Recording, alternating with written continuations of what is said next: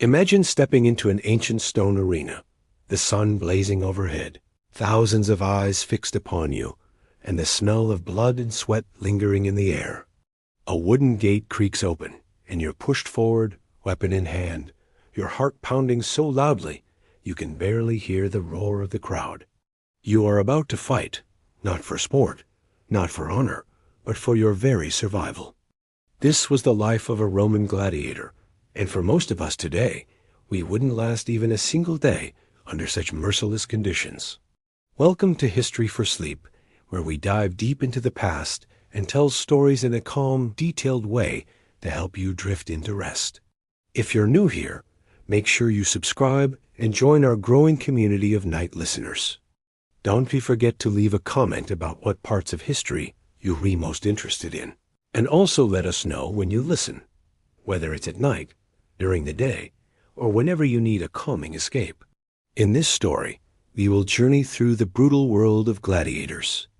Beyond the flashing blades and cheering crowds, there was a life of relentless training, poor living conditions, constant fear of death, and a reality far harsher than the glorified images left in stone carvings and Hollywood films. Each chapter will slowly peel back the layers of this dangerous profession, from the moment a person was dragged into the life of a gladiator, through the endless drills, the grueling diets, the friendships and rivalries, and ultimately the deadly spectacle itself. So settle into a comfortable position, let your breathing slow, and allow the steady rhythm of these stories to carry you back to ancient Rome. Tonight, you'll discover why the life of a gladiator, while endlessly fascinating, was one most of us would never endure. And remember, at the end of this story, I'll remind you again to subscribe and share your thoughts, because history becomes even more powerful when it's experienced together. The story of the gladiator does not begin in the arena, nor even in the training schools where men learned to fight for the amusement of the Roman people. It begins in darker corners, in the shadowy world of recruitment and coercion, where human lives were claimed by force, by punishment, or by circumstance. To understand why you would not last a single day as a gladiator, you must first understand how someone became one in the first place. The pathway into the arena was rarely chosen willingly, and for most, it was not a matter of honor or ambition, but of chains, punishment, or sheer desperation. Imagine yourself in ancient Rome, not as a citizen draped in a toga, but as a prisoner of war dragged from a distant province. You may have once been a soldier, standing proud in defense of your homeland, but now you are shackled, your language foreign to your captors, your future erased. The legions of Rome were relentless in their conquest, and each campaign brought with it thousands of captives. These captives were valuable, and while some were sold as household slaves or sent to labor in the mines, the strongest and fiercest among them were often marked for the gladiatorial schools. It was not a choice, it was a fate handed down by those who saw profit in your suffering. Overnight, your life as a free person vanished, and you became a commodity to be broken, trained, and displayed for the entertainment of Rome. Others who found themselves in the ranks of gladiators came from the dark corridors of Rome's prisons. Criminals, debtors, and those sentenced by harsh magistrates often discovered that their punishment was not the quick relief of death, but the slow torment of the arena. The laws of Rome allowed certain criminals to be condemned ad litem to the games. For these men, the sentence was a public one, to live and die as fodder for spectacle. Imagine being dragged from a filthy cell, your crimes branded into your record, only to be handed over to a lanista, the owner of a gladiatorial school. You were not just paying for your mistakes, you are now property, reduced to a body with a price tag attached, destined to bleed for the amusement of strangers. Yet not every gladiator was forced. Some were volunteers, though the reasons for volunteering were often as desperate as any chain or sentence. Poverty in Rome was crushing. A man with no land, no work, and no way to feed his family might find himself staring down the choice between starvation and the slim chance of fortune in the arena. The gladiatorial oath was a binding one. Volunteers swore to endure being burned, chained, beaten, and killed by the sword. It was a pledge of ultimate submission, and once spoken, it could not be undone. The promise of money, meals, and perhaps even fleeting fame drew some into the ranks willingly, though few could have truly grasped the horrors that awaited them. When you imagine taking such an oath yourself, think not of glory, but of a vow to live under constant threat, to accept humiliation, pain, and almost certain death as the rhythm of daily life. The lanista, the master of gladiators, cared little for the background of those who entered his school.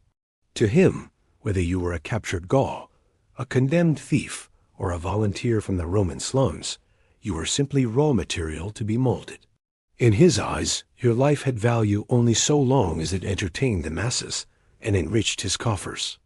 To be recruited into a gladiator school was not an invitation, but a transaction. Contracts, chains, and whips ensured obedience, and the lanista's word was absolute. The moment you stepped through the gates of the ludus, you ceased to be your own person. You belonged to the system, and in many ways, you were already marked for death. It is important to pause and consider the psychological weight of such recruitment. For modern listeners, the idea of losing freedom is terrifying enough, but imagine losing not only your freedom, but your identity, your family, and even the right to decide whether you lived or died.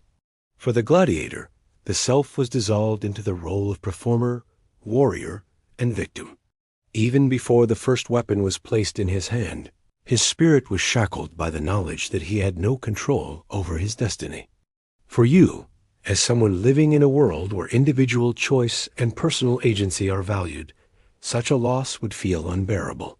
You would not last a day under the crushing reality of belonging not to yourself, but to a system that saw you only as a tool of entertainment. Recruitment was often violent and humiliating. Captives were paraded through marketplaces, examined like livestock, their bodies judged for strength, endurance, and potential appeal in the arena. The lanista might poke at your arms, test your teeth, or make you walk in circles as he assessed your gait. Once chosen, you were stripped of your clothing, shorn of your hair, and branded, either literally with marks on your flesh or figuratively with the stigma of your new role. The transformation was total, and it was meant to remind you, and all who looked upon you, that you were no longer free. Even your name could be taken, replaced with something easier to chant in the stands. For those entering this world, the past was erased, and the future was a narrow road leading only to the arena. The sheer hopelessness of recruitment was compounded by the awareness that few ever escaped. Though some gladiators dreamed of winning their freedom through repeated victories, the truth was that most died long before such a chance arrived. The idea of a wooden sword, the rudis, granted to a man as a symbol of release, was a rare occurrence, so rare that stories of freed gladiators became legends in themselves. When you imagine stepping into the role of a gladiator, it is crucial to understand that survival was not the expectation. You were recruited with the knowledge that you were disposable, and that your suffering was someone else's profit. To be recruited as a gladiator was, in many ways, to be sentenced to a slow death. Yet it was a death that the Romans celebrated, packaged in pageantry and wrapped in the illusion of sport. For the gladiator himself, it was not a game. It was waking each morning under the weight of chains, the ache of bruises, and the dread of what new trial awaited. For you, living in a world that values comfort and safety, the thought of waking into such a reality is unthinkable. Your mind would recoil, your body would weaken, and your spirit would break long before you ever touched the sand of the arena. This was the beginning of a gladiator's life. Recruitment, coerced or desperate, stripping away the last remnants of freedom and humanity. And it was only the first step. Beyond those gates lay training, punishment, and battles that would push the limits of body and soul. The reality is simple: you would not last a day, not even through recruitment, because the very act of being taken into this life would demand a surrender of self that most could never endure. And yet, for countless men in Rome's long history, this was the path laid before them, whether they willed it or not. Their stories, etched in blood and stone, remind us just how fragile freedom can be and how brutal the cost of entertainment once was. Once you were claimed by the world of the gladiator, the first step was not the arena, but the training school, the ludus. These schools were designed to break a man down and rebuild him, not into a free individual, but into a weapon honed for spectacle. The moment you walked through the gates, the clang of iron doors closing behind you marked the beginning of a new life, one that few outside could imagine and even fewer would endure. The training was brutal, unrelenting, and consuming, designed to transform even the most unwilling recruit into a fighter whose every movement would both terrify opponents and thrill spectators. If you think you could last even a day in such a place, let us imagine the reality together. The ludus was both a prison and a school. High walls and guarded gates kept gladiators from escaping, while within, a strict hierarchy governed every action. The lanista oversaw the school, but daily training fell to instructors called doctors, men who were often former gladiators themselves. They knew the cruelty of the arena intimately, and they drilled it into their pupils with no mercy. To them, pain was a teacher, exhaustion was a companion, and obedience was survival. For a newcomer, this was the beginning of endless days that blurred into one another, each marked by the same cycle of exertion, discipline, and fear. From the moment dawn broke, training began. You would be roused early, before the sun had fully risen, your body still aching from the hard bed of straw and the weight of shackles that might have bound your ankles through the night. There was no gentle awakening, no time to stretch leisurely. Instead, you were driven into the training yard, a dusty, sun-baked space where wooden weapons and heavy armor awaited. For hours you would swing a sword fashioned from wood, far heavier than the steel gladius you would one day use in combat. The purpose was not only to build strength, but to grind endurance into your very bones. Day after day, you would feel your arms burning with the strain, the muscles screaming as sweat poured down your body. And still, the doctors demanded more. Training in the ludus was not merely physical. It was psychological conditioning. The gladiator had to learn to move not only with precision, but with spectacle. The crowd demanded drama, and so the doctors drilled their students not only to kill, but to perform. You would be taught how to fall convincingly, how to strike with flair, and how to prolong a fight so that the audience remained engaged. The art of battle was not just survival, it was theater, and your body became both actor and weapon. For modern listeners, the thought of being forced to not only fight for your life, but also entertain, while doing so might seem unbearable. The pressure would weigh on you like a second set of chains, and the knowledge that failure meant death only deepened the strain. Beyond swordplay, training included every aspect of combat imaginable. There were specialized schools for different fighting styles.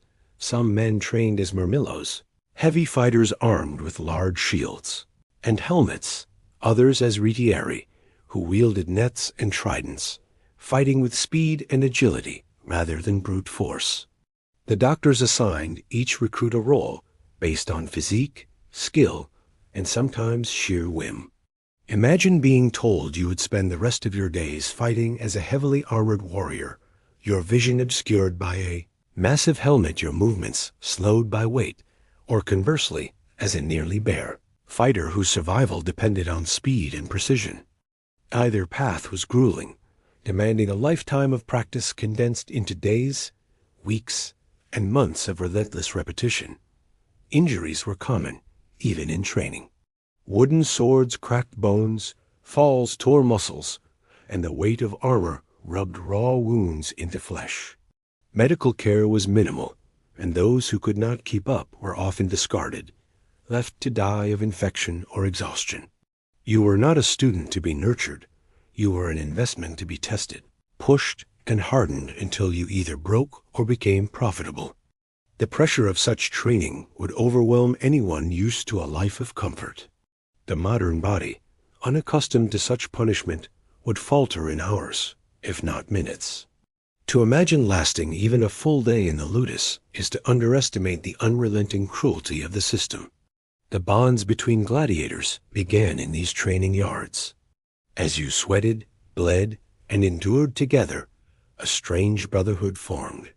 You might hate your rival, but you also knew he shared your suffering. Conversations whispered at night in the cramped barracks, or glances exchanged across the training yard, became a lifeline. Yet even this fragile sense of community was complicated by the knowledge that you might one day face your brothers in the arena, forced to spill their blood to preserve your own. This constant balance between camaraderie and rivalry hung heavy over every interaction, adding a layer of emotional strain that would be difficult for anyone to bear. Discipline in the ludus was enforced with whips and chains. Disobedience was not tolerated. A gladiator who resisted orders, failed to train, or attempted escape could be flogged, starved, or executed as an example to the others. The lanista's authority was absolute, and the fear of punishment loomed constantly. To live in such an environment required not just physical strength, but a mental resilience beyond imagining. Most of us today, accustomed to freedoms and choices, would find our spirit crushed quickly under such oppression. A single day of this relentless regime would feel like an eternity, and for many recruits, the thought of suicide was preferable to continuing under such conditions. And yet, the system endured for centuries, fed by Rome's insatiable hunger for spectacle. One of the most grueling aspects of training was the endless drills. Day after day, you would repeat the same strikes, the same movements, over and over until your body responded without thought. The doctors believed that in the chaos of battle, instinct must replace hesitation, and so they carved patterns into your muscles through repetition. Hours spent lunging, parrying, dodging, until your legs trembled and your lungs burned. There was no reprieve, no sympathy. The only reward for endurance was the chance to do it all again the next day. It is easy to see why so few could survive such a life. Modern listeners, accustomed to rest after exertion, would find themselves broken by such relentless demand. A single sunrise to sunset day in the ludus would be enough to convince anyone that the life of a gladiator was not glamorous, but torturous. Even meals were part of training. Gladiators were fed a diet designed to build mass and endurance rather than agility. Heavy in barley, beans, and porridge, it was a monotonous but filling diet, earning gladiators the nickname hordari, or barley men. The food was functional, not pleasurable, meant to sustain long hours of grueling activity. To modern tastes, it would feel bland, repetitive, and unappealing. But in the context of survival, it was fuel and nothing more. To endure the monotony of such meals, day after day, while your body demanded variety and comfort, would be yet another burden of the gladiator's life. At night, after hours of training, you would return to the barracks, your body aching and your spirit drained. The room was crowded, filled with men who snored, groaned, or whispered in the dark. The air was thick with sweat and smoke, and privacy was non-existent. The day's exertion left little energy for thought, but in the rare quiet moments, you might find yourself contemplating the inevitability of your fate. To sleep in such conditions, knowing that tomorrow promised more of the same torment, was its own kind of cruelty. Sleep was shallow, often broken by nightmares of the arena or the screams of others. To rest fully was a luxury few knew. To train as a gladiator was to live in a constant state of exhaustion, fear, and pain. It was a life stripped of comfort and choice, where every action was dictated by others, and every day brought you closer to death. For most of us, even a single day under such conditions would be unbearable. The body would falter, the mind would rebel, and the spirit would break. And yet, for those who lived in ancient Rome, This was not a daydream or a passing thought. It was reality, a system that consumed thousands upon thousands of lives across centuries, all in service of entertainment. The arena may glitter in memory, but its foundation was built on suffering, and its warriors were forged in fire, blood, and endless toil. The ludus was where the gladiator was made, but it was also where countless men discovered that survival itself could be the hardest battle of all. When most people imagine gladiators, they picture towering men with chiseled muscles, glistening under the Roman sun, fueled by exotic feasts of meat and wine. The truth, however, is far more humble, even disappointing. Gladiators were not fed like kings, nor were their meals crafted for pleasure. Instead, their diets were calculated with one simple purpose: to keep them alive long enough to fight, to sustain the endless drills of training, and to build bodies that could absorb punishment in the arena. To survive in this world, you would need to eat as they did, and the reality is that even the food would test your endurance. For many of us today, accustomed to variety and flavor, such a diet would be another reason we would not last a single day in their place. Gladiators were often called hordeuri, meaning barley men. This was no idle nickname, but a reflection of their staple food, barley. Day after day, meals consisted of coarse barley porridge, sometimes mixed with beans, peas, or lentils.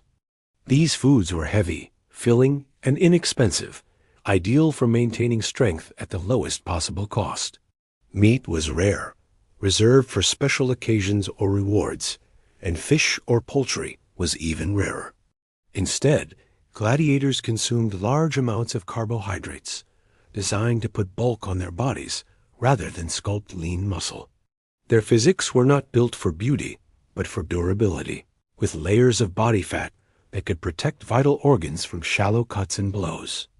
It is a far cry from the sleek image of the warrior so often imagined today. To sit down at a gladiator's table was not an experience of indulgence, but of necessity.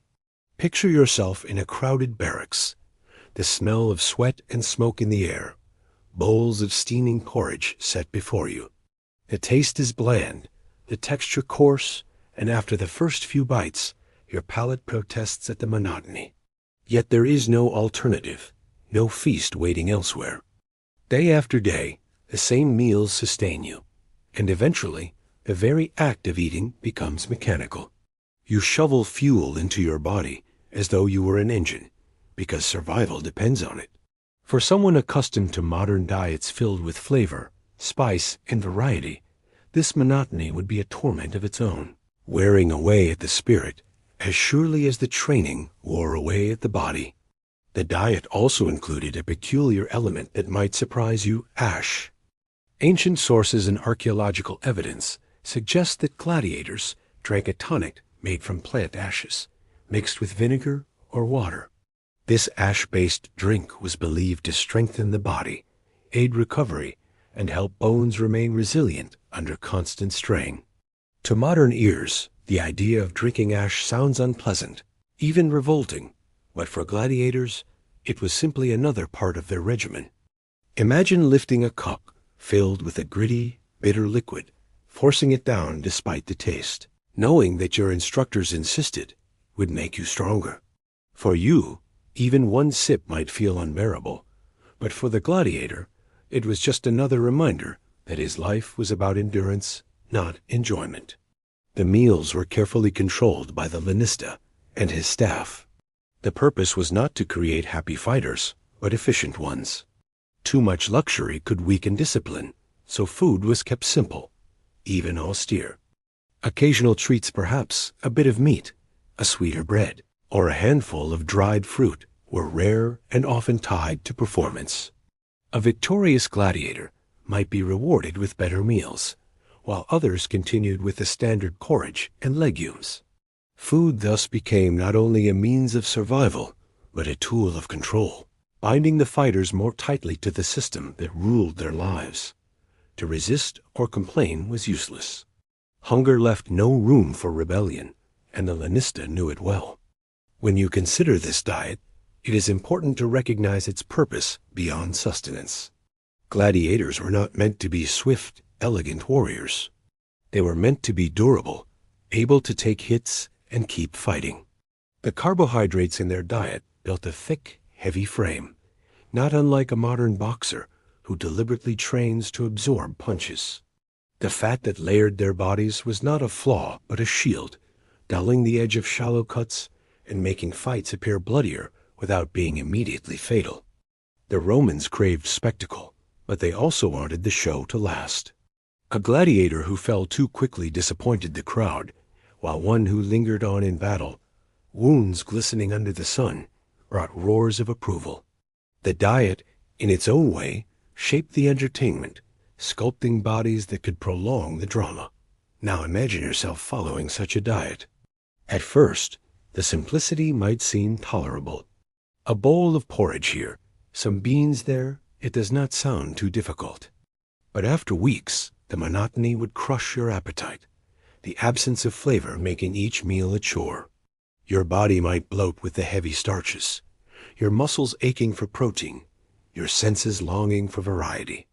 And then, after a day of exhausting drills, you would sit again to the same bowl, forcing down each spoonful with the knowledge that tomorrow would bring the same. For a modern listener, accustomed to choice, this repetition would be its own form of punishment. You might find yourself resenting the food, yet unable to live without it. The diet also reflected the harsh inequality of Rome. While citizens dined on roasted meats, fine breads, and wines imported from distant lands, gladiators ate like laborers, their lives valued only for the momentary thrill they could provide in the arena. Food was a reminder of their status, a daily symbol of their separation from the pleasures of freedom. To eat like a gladiator was to accept not only hunger and monotony, but humiliation. Every mouthful told you that you are not a man of leisure or power, but a tool, maintained just enough to serve a purpose. For someone today who sees food as both necessity and enjoyment, that realization would be crushing, another weight upon the spirit. And yet, the diet worked. Despite its simplicity, it provided the energy needed to endure long hours of training, to fight in heavy armor, and to survive under brutal conditions. The porridge sustained the body, even as it deadened the soul. The ash drink may have had real benefits, supplying calcium to strengthen bones. The legumes, humble though they were, offered protein for recovery. The diet was not designed to please, but to function, and in that it succeeded. For the lanista, that was all that mattered. For the gladiator, it was one more reminder that his life was never his own, reduced even in the most basic act of eating to a regimen dictated by others. At night, after the day's training, the meals filled weary stomachs, but did little to comfort weary hearts. Sitting in the dim light of the barracks, bowl in hand, you might glance at your fellow fighters, each hunched over his food, silent with exhaustion. There was no laughter at the table, no stories shared over a feast. Only the sound of spoons scraping bowls, the steady rhythm of men fueling themselves like beasts of burden. And as you lay down afterward, the taste of ash or barley still lingering, you might dream not of victory or freedom, but of a meal rich with flavor, one that reminded you of home and humanity. But in the ludus, such dreams were as distant as the stars above the prison walls. To live as a gladiator was to accept that even food, the simplest and most universal of human comforts, became another tool of control and survival. It was not a joy but a burden, not an indulgence but a calculation. To modern minds, this may seem like a small thing, yet in truth, it was immense. Food touches every part of life, and to have it stripped of pleasure was to lose another piece of what made life worth living. For you, even a single day of eating like a gladiator, drinking ash, chewing barley porridge, choking down beans without spice or variety, would feel unbearable. It was not just a diet. It was another reminder of the harsh truth. In the world of the gladiator, you were not meant to live in comfort, but merely to endure until your time in the arena arrived. If you were to step into the life of a Roman gladiator, it would not be the clash of swords or the roar of the crowd that defeated you first. It would be the daily grind, the endless cycle of discipline, training, and control that shaped every hour of your existence. The arena was only the final stage. The true battle was lived each day within the walls of the ludus. The daily routine was designed not only to prepare the body for combat, but to break the mind into submission, ensuring that every man who lived there served as both fighter and captive. To imagine surviving even one day in such a routine is to underestimate how profoundly exhausting and dehumanizing it really was. The day began with the first light of dawn, long before the streets of Rome were bustling.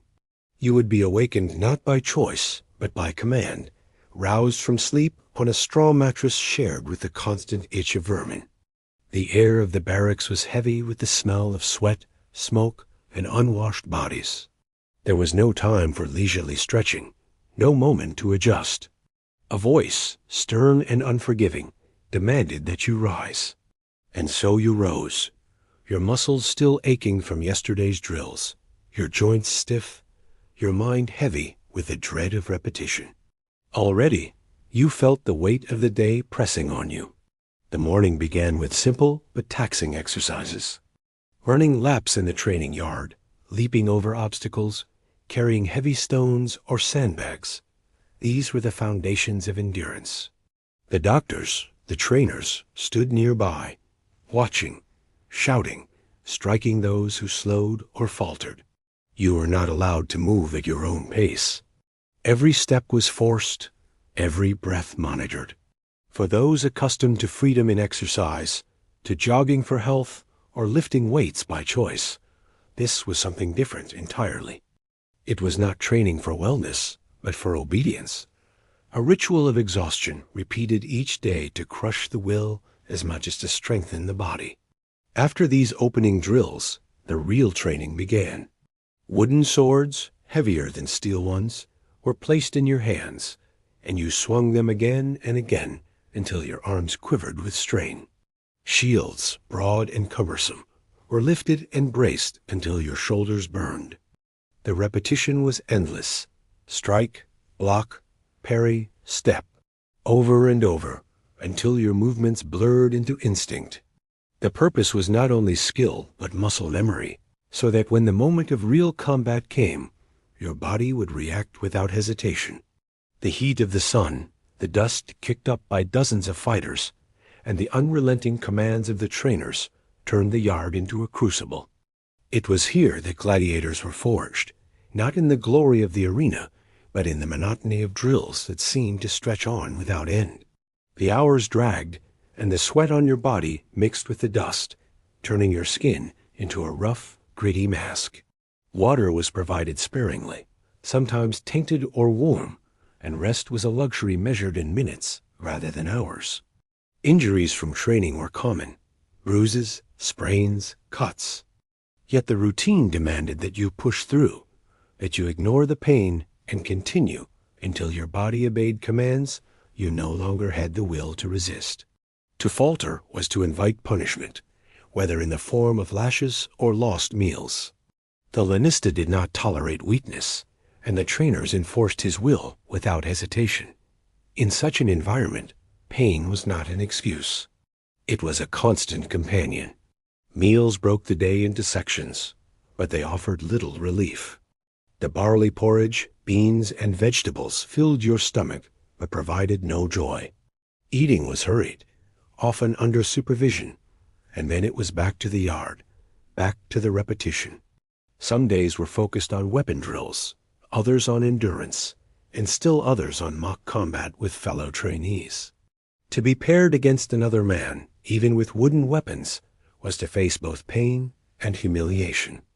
The trainers demanded that you strike with force, that you commit fully to the fight, even when exhaustion dragged at your limbs. The bruises piled one upon another, each one a reminder that there was no escape from the cycle. The afternoons often blurred into more of the same. Hours upon hours of movement, practice, discipline. Sometimes you would be assigned to specific instruction, learning the techniques of your designated fighting style. Whether Murmillo with heavy armor and sword, or Retiarius with net and trident, or Secutor with rounded helmet and gladius, the training drilled into you the identity you would carry into the arena. These lessons were detailed and exacting, teaching not only how to fight, but how to fight in a way that pleased the audience. Every strike was measured, every step choreographed, not for your survival alone, but for the spectacle of it. The weight of that knowledge hung heavy on the mind, that your daily suffering was not just for combat, but for entertainment. As the day wore on, fatigue became unbearable. The body cried out for rest, the mind for relief. Yet still the trainers pressed on, demanding more, punishing hesitation. Whips cracked in the air, chains clinked on the ground, and the knowledge that you were watched constantly eroded even the thought of rebellion. By evening, your body was broken down, your muscles trembling, your skin slick with sweat and dirt. And yet the day was not finished. Chores awaited: hauling water, cleaning the barracks, repairing equipment. Even in exhaustion, there was no reprieve. You were a tool to be maintained, and your time belonged to others. Night brought the illusion of rest, but even that was far from peaceful. The barracks were crowded, filled with the groans and snores of men just as broken as yourself. The air was stifling, the straw bedding crawling with pests, and the sounds of muffled conversations or cries of pain kept true rest at bay. Some men whispered prayers, others curses. A few plotted escape, though all knew the futility of such dreams. Sleep came in fitful bursts, haunted by nightmares of the arena, by the vision of death awaiting at the end of this endless cycle. And before you knew it, dawn would come again, and the routine would begin anew. For someone today, used to days shaped by choice, comfort, and variety, the monotony alone would be crushing. The body would fail quickly under such relentless demands, the spirit even faster. The lack of rest, the absence of privacy, the endless labor all combined into a reality where survival itself felt like a punishment. To live a single day as a gladiator was to surrender control over every aspect of life, to exist only as a body to be trained, displayed, and ultimately sacrificed. There was no freedom in the daily routine, only the slow erosion of what made a man human. It was not the grand spectacle of the arena that defeated most gladiators first, but the grind of the everyday, the cycle that ground them down until they no longer remembered what it felt like to live for themselves. This was the truth of the gladiator's daily life, not the glamour of battle, but the endless weight of repetition, discipline, and exhaustion. For you, even imagining such a routine is enough to bring weariness. To endure it in reality would be impossible. A single day would stretch into an eternity, leaving you broken before you ever stepped into the sands of the arena. The games may have been the public face of gladiators, but behind those high walls, hidden from the cheering crowds, it was the daily grind that destroyed them long before the first blade struck. When people today think of gladiators, their minds often turn to gleaming swords, shining helmets, and the roar of battle. The image is powerful. Men dressed in ornate armor, armed with deadly weapons, stepping into the arena like heroes of legend. Yet behind the glamour lies a crushing truth. The weapons and armor of the gladiator were not simply tools, they were burdens. They were heavy, restrictive, and punishing to wear for hours at a time.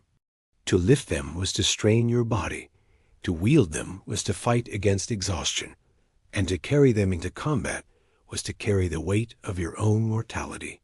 If you imagine yourself slipping into a gladiator's armor, even for a moment, you will begin to understand why you would not last a day in his world. Each type of gladiator was armed and armored differently, according to his assigned role. The Murmillo, one of the most iconic, carried a short sword called a gladius and a massive rectangular shield called a scutum. He wore a heavy helmet with a broad brim and a face guard that limited his vision and air. His legs were partly protected by greaves, his arms shielded by a manica band of leather or metal strips. To modern eyes, this may look impressive, but to the man inside, it was suffocating. The helmet trapped heat and sweat, making each breath a struggle. The shield, though vital, weighed heavily on the arm, tiring it long before the battle was done. Even standing still in such equipment was taxing. To fight in it, under the burning sun, with death before you and thousands of eyes upon you, was nearly unbearable. Other gladiators carried lighter arms, but faced their own challenges. The retiarius, for example, was armed with a net and a trident. At first, this might sound like an advantage light equipment, greater freedom of movement. But the retiarius fought nearly unarmored, protected only by a small shoulder guard and manica. His life depended on speed and precision. One missed step, one failed cast of the net, and he would find himself facing an opponent far more heavily armed, with little to shield him from fatal blows. To be a retiarius was to live with constant vulnerability, your very survival balanced on the edge of agility and luck. For you, accustomed to the security of modern clothing and tools, the thought of entering combat with such little protection would feel like madness. The secutor, another gladiator type, was a counterpart to the retiarius. His helmet was smooth, with only 2 small eye holes, designed to prevent the net from catching. Yet this design also meant suffocating heat and almost no peripheral vision. Imagine fighting with your head trapped in a metal box, your breath fogging the inside, your view narrowed to a tunnel. The claustrophobia alone would overwhelm most people, and yet the secutor was expected to fight skillfully and decisively despite it. The armor that was meant to protect became, in many ways, another enemy, testing the mind as much as the body. Weapons, too, were not always the elegant instruments imagined today.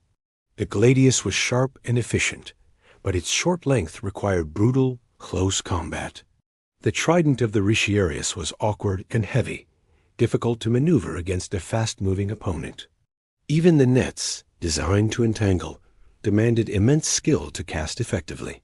These tools required endless hours of training, and even then, they often failed in the chaos of real combat. To hold them in your hands was to hold both hope and despair, for each strike could mean survival, but each miss could mean death.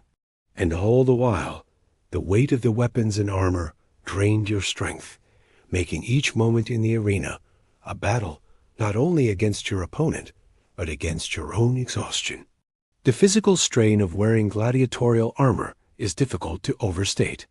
The heat of the Roman sun turned helmets into ovens, the weight of shields pressed down on shoulders until they ached, and the constant movement demanded by combat drained the body swiftly.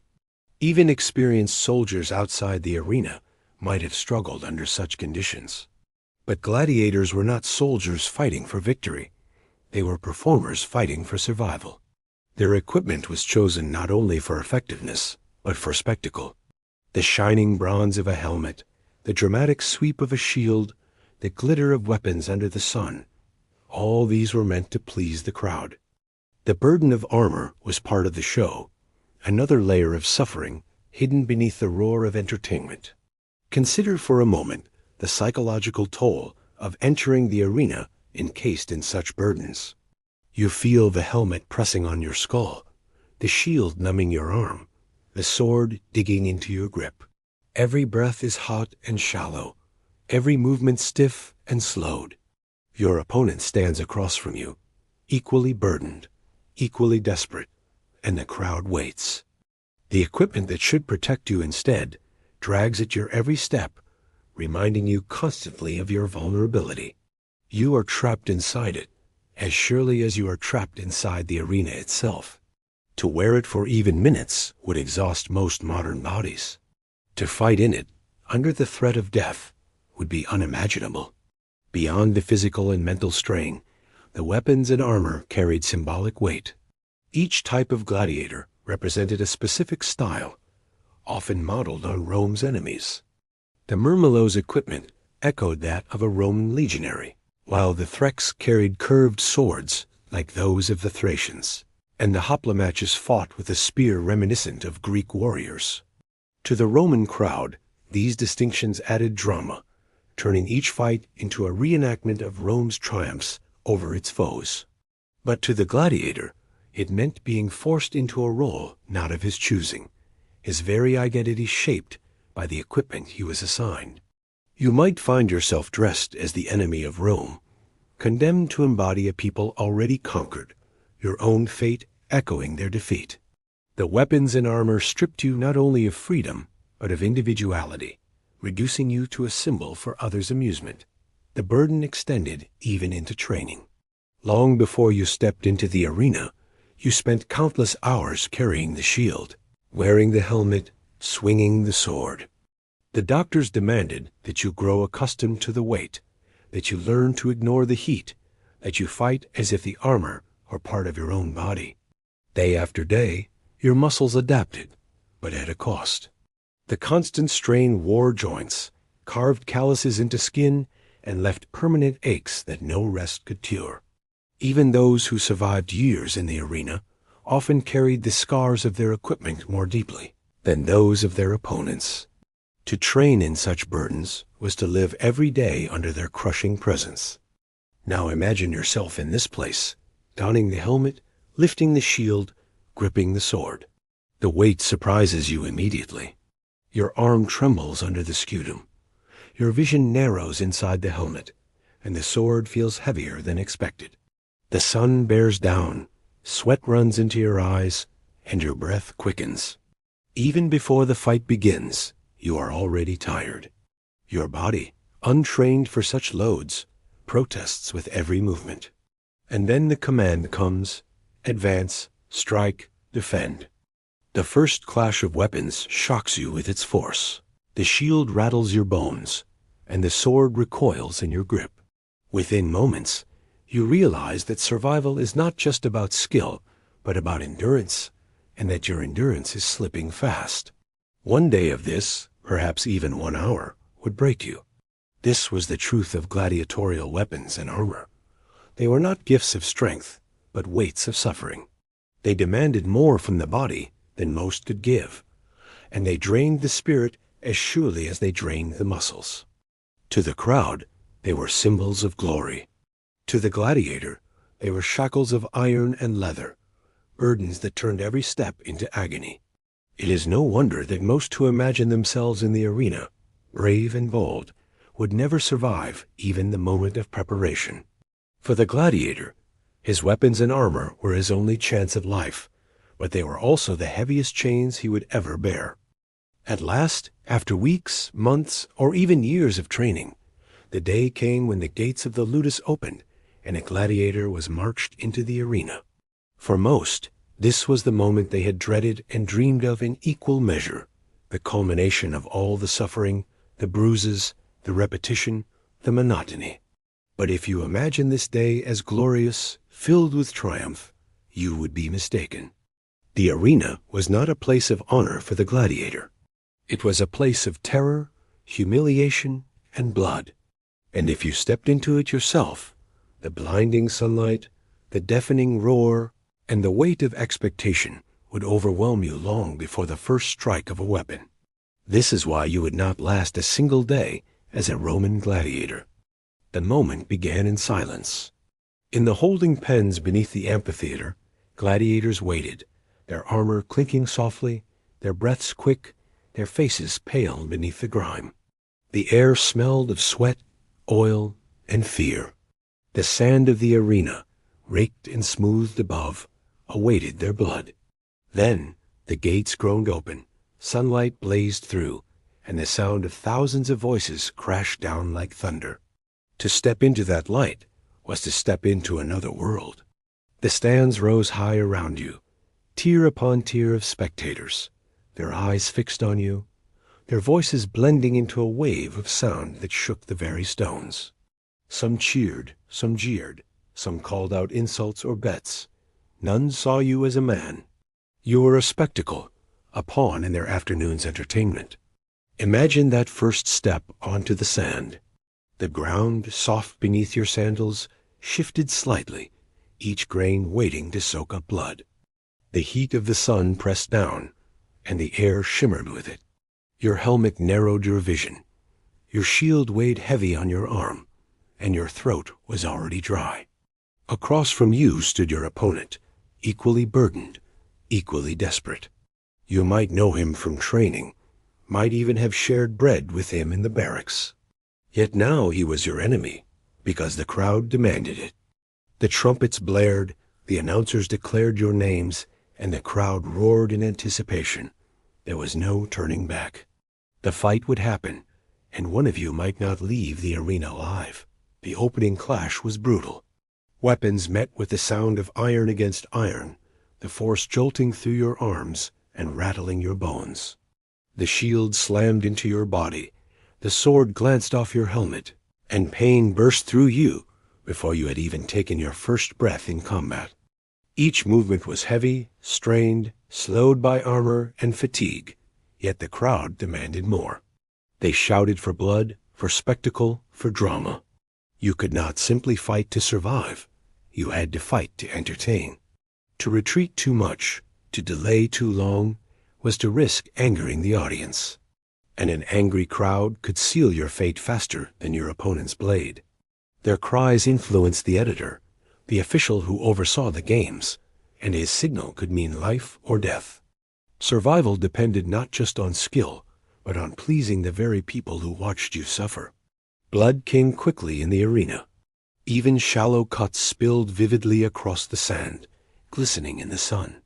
The crowd cheered at the sight, their thirst momentarily satisfied. But for you, each cut burned, each bruise throbbed, each gasp of air felt tighter in your chest. The pain grew with each moment, and yet you had to push on, to raise your shield, to strike again, to stumble forward when your body cried out for rest. Around you, the sounds blurred into a cacophony, the clang of weapons, the roar of voices, the blare of horns. The air filled with dust and the metallic scent of blood. Every sense was assaulted, and your mind struggled to focus. For anyone today, such sensory overload would be unbearable.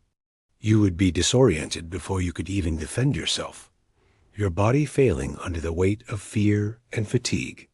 The fight was not just a duel, it was a performance. You were expected to draw out the struggle, to make it dramatic, to give the crowd the show they craved. To fall too soon was to disappoint, but to hold back too much was to risk suspicion. Every move you made was judged, not only by your opponent, but by thousands of spectators. Even the way you fell, the way you bled, mattered. A gladiator was trained not just to fight, but to die well, to collapse in a way that satisfied the bloodlust of the audience. Imagine carrying not only the fear of death, but the pressure to die convincingly, to make your own destruction part of the entertainment. It was theater of the cruelest kind, and you were both actor and victim. When the moment of decision came, it was not always your own. If you fell and could not rise, if your weapon clattered to the ground and your body slumped against the sand, your life hung on the whim of the crowd and the judgment of the editor. The audience raised their voices, calling for mercy or for death, their thumbs gesturing up or down in a motion that sealed your fate. Sometimes mercy was granted, especially if the fight had been long and valiant. But often, the demand for blood outweighed compassion. Imagine lying there, chest heaving, vision blurring, your ears filled with the roar of thousands, your life reduced to a gesture, your survival to the appetite of strangers. For you, even the thought of such a fate is terrifying. For the gladiator, it was reality. And if death came, it came swiftly, though not always mercifully. A blade to the throat, a stab to the heart, a final cry swallowed by the crowd's roar. The sand drank the blood eagerly, and the body was dragged away, making room for the next spectacle. To the audience, it was only one moment in an afternoon of entertainment, forgotten as soon as the next fight began. But for the man who died, it was everything, the end of his suffering, the end of his life. And for those who survived, watching their comrades fall, it was a chilling reminder that tomorrow it might be their turn. The arena, was more than a place of combat. It was a machine of death, a theater designed to strip away humanity and reduce men to symbols of violence. For the Romans, it was a demonstration of power, a way to remind themselves of their empire's strength. For the gladiator, it was the final stage in a life of torment, where all the training, all the discipline, all the monotony led to a single moment of terror. To step into that sand, to feel the weight of armor, the sting of wounds, the roar of the crowd, was to step into a world where survival was never guaranteed, where your body and your will were tested beyond endurance. For you, a modern listener, the very idea of standing in such a place is overwhelming. The noise alone would deafen, the heat would sap your strength, the fear would paralyze your limbs.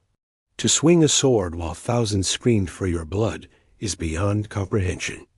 You would not last a day, not even an hour, in the blood and sand of the arena. It was not a place for heroes, but for victims, bound by chains of spectacle and expectation, sacrificed on the altar of entertainment. The stories of glory that echo through time hide the suffering, but beneath them lies the simple truth.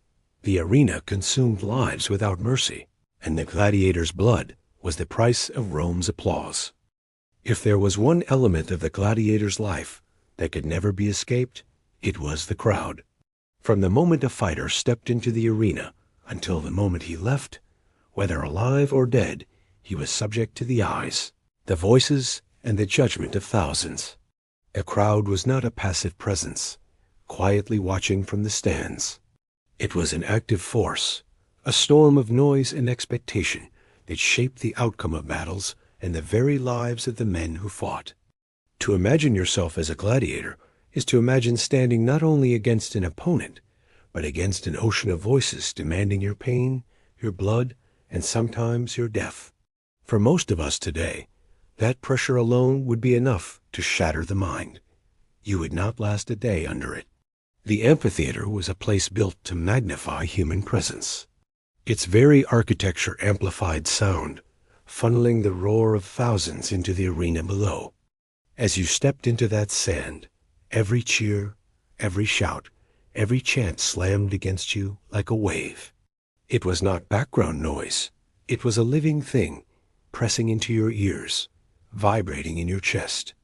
The roar of the crowd could not be ignored. It was constant, overwhelming, and inescapable. Imagine trying to focus on survival, on the movement of your opponent, while thousands of voices screamed in unison. The sound was both intoxicating and terrifying, a reminder that your struggle was never private, but a performance for others' pleasure. The crowd was not uniform. The amphitheater reflected the layers of Roman society. At the very front sat the elite senators, magistrates, wealthy patrons, whose gestures and words carried immense influence. Higher up were the equestrians, the knights of Rome, respectable but less powerful. Beyond them stretched the tiers filled with common citizens, slaves, and foreigners. Each section had its own energy, its own rhythm of response, but together they formed a chorus that dictated the flow of the fight. The gladiator had to be aware, not only of his opponent, but of the mood of the stands. To disappoint the crowd was dangerous. Their displeasure could sway the editor, the man with the power to decide life or death. To survive, you had to fight not only well, but in a way that entertained. For you, accustomed to private effort and individual judgment, the thought of living under such scrutiny would be unbearable. The noise itself carried messages. Cheers erupted at daring strikes, at wounds that sprayed blood across the sand, at moments of high drama. Boos and jeers punished hesitation, cowardice, or anything that seemed to spoil the spectacle. The crowd did not want swift efficiency. They wanted drawn-out tension, a display of suffering and endurance. A gladiator who fought too quickly might rob them of their entertainment, and their anger could be lethal. The crowd's reactions guided the editor, whose gestures with thumb or hand could spare a man or condemn him. Imagine your very life hanging not on your own skill alone, but on whether thousands of strangers felt entertained. Each moment in the arena became not just a test of combat, but a performance before the harshest audience imaginable. The psychological toll of this pressure was immense. Night after night in the barracks, gladiators thought not only of their opponents, but of the crowd. Would they cheer me? Would they mock me? Would they demand my death? Sleep was restless, broken by the memory of screams, by the imagined roar of judgment. Even in dreams, the crowd was present, looming, waiting. The mind could find no escape. For you, even the pressure of speaking before a small audience might bring nerves. Now multiply that by thousands. Add the threat of death, and you begin to glimpse the terror of performing in the arena. The anxiety alone would crush most people before they even stepped onto the sand. The crowd also created strange contradictions. On the one hand, it was the enemy, demanding your blood. On the other, it could be your savior, a gladiator who fought bravely, who pleased the audience with skill and courage, might find mercy even in defeat. The crowd loved spectacle, but they also admired valor. Their cries could sway the editor to grant reprieve, to spare a life that seemed worthy of another fight. This meant that every move mattered. A stumble could mean mockery. A desperate lunge could win admiration. You had to balance survival with showmanship, pain with pride, despair with defiance. Few today can imagine such a delicate balance, living each moment in fear while also performing with grace under pressure. It is important to remember that the crowd was not just men. Women attended, children too. Families came to watch the games as entertainment, cheering as men fought and died before them. To fight before such an audience added another layer of humiliation. Your suffering was not hidden, not private, but displayed as a spectacle for all ages. The thought of bleeding, gasping, begging for mercy before thousands of eyes, including children, would break most spirits. Yet for the gladiator, this was routine. His pain was normalized, his humiliation accepted. For the crowd, it was no more unusual than watching a play or listening to music. For the fighter, it was degradation lived daily.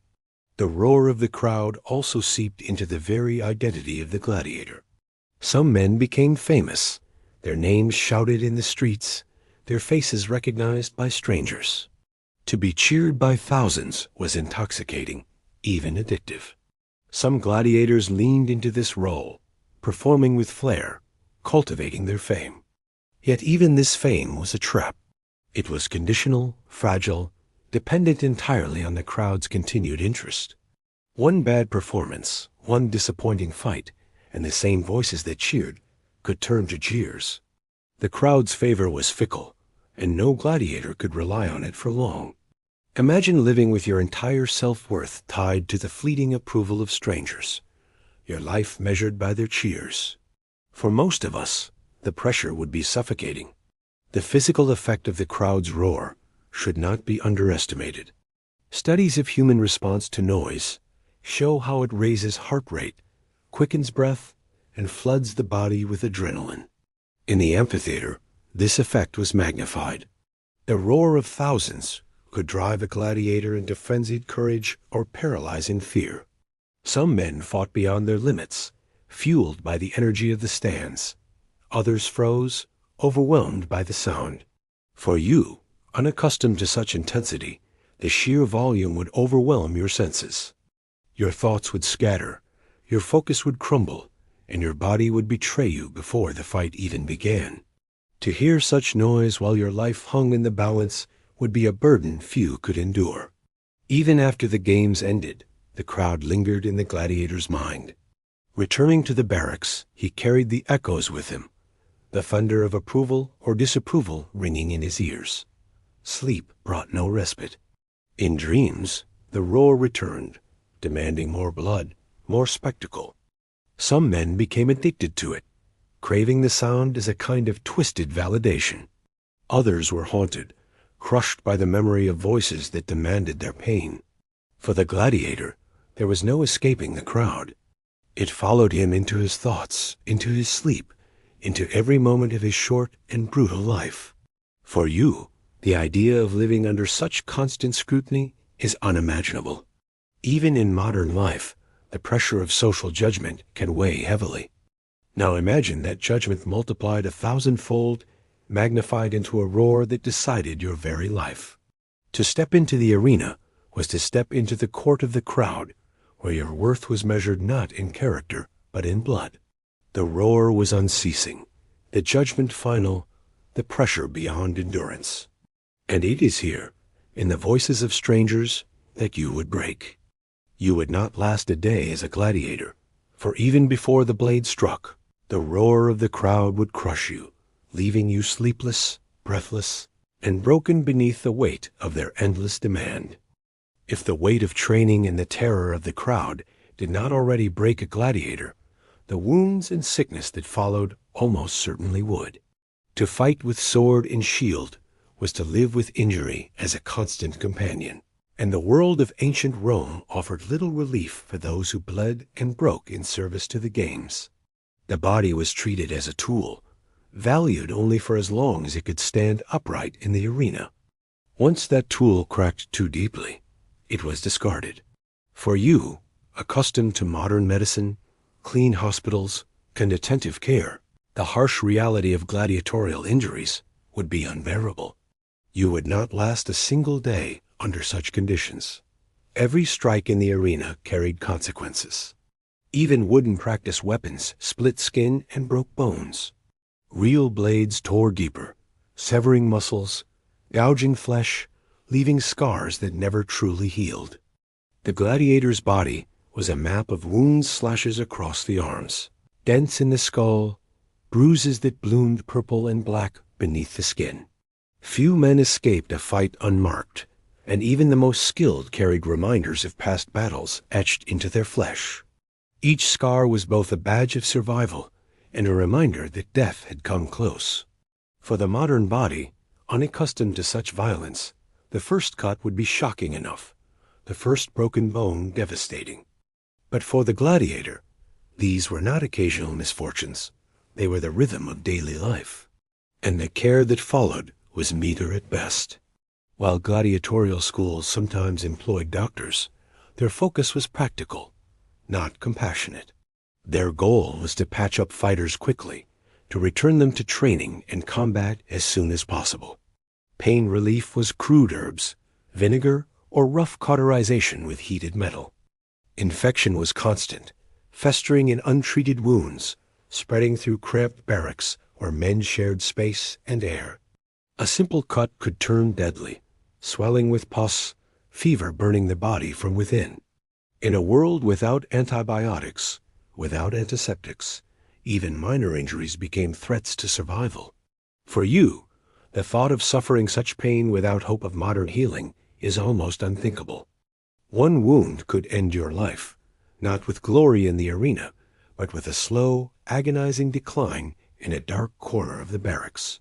Disease stalked the gladiators as relentlessly as the blade.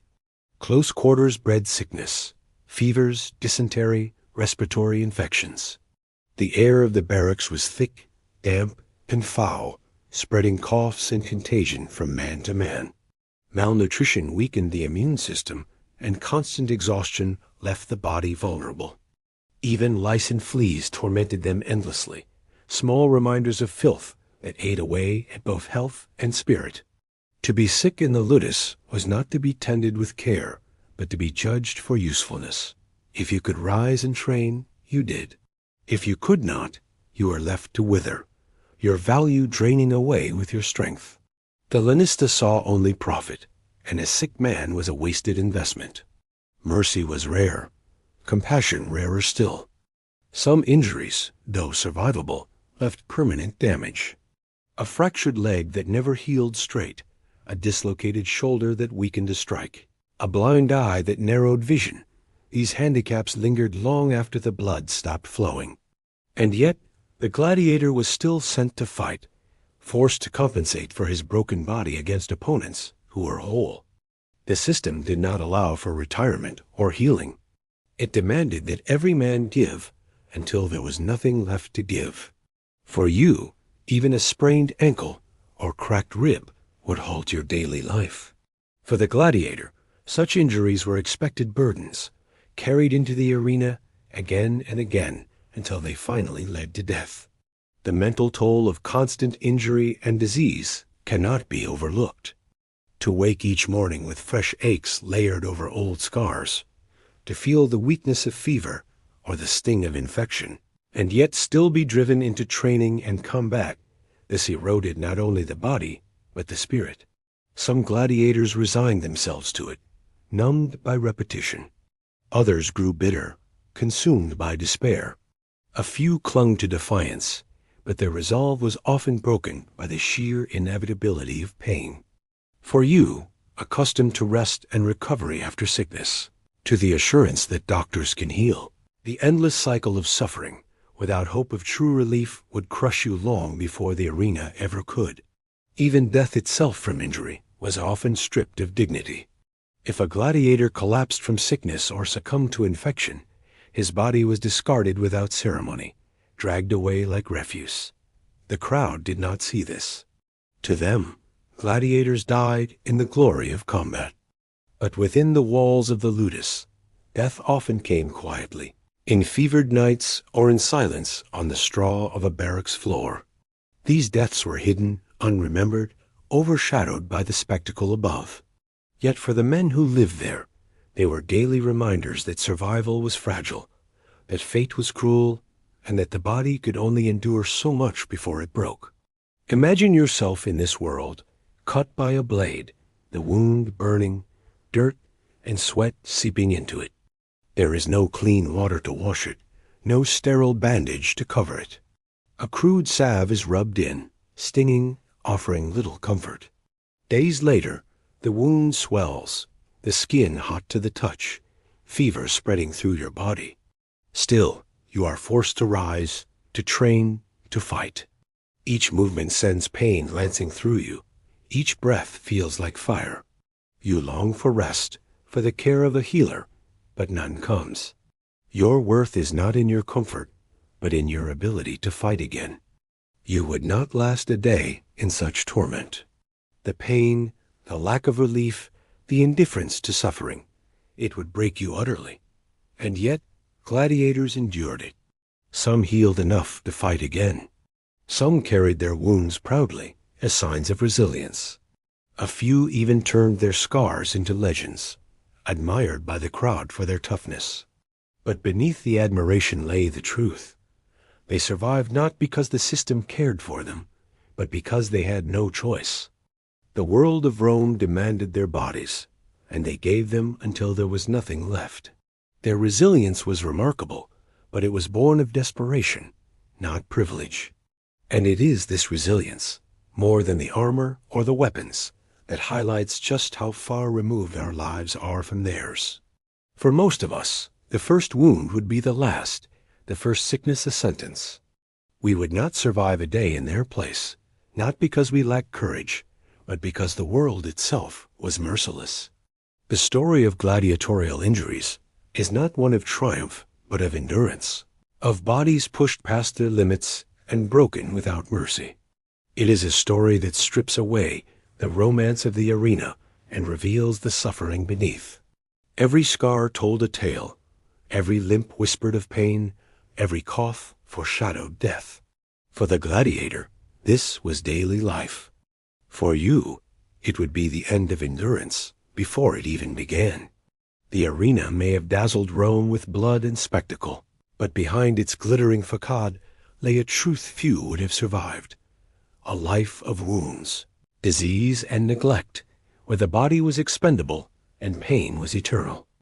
Amid the brutality of training, the monotony of meals, and the constant threat of death, one of the few sources of humanity left to a gladiator was the company of other men who shared his fate. Within the walls of the ludus, surrounded by chains, whips, and the ever-present weight of fear, a strange sense of brotherhood could form. Yet it was not simple, not pure.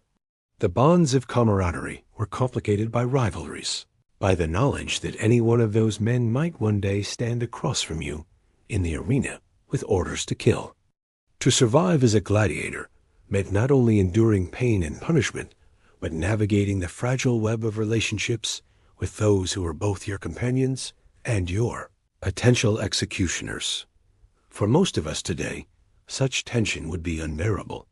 You would not last a day in a world where friendship and rivalry walked hand in hand.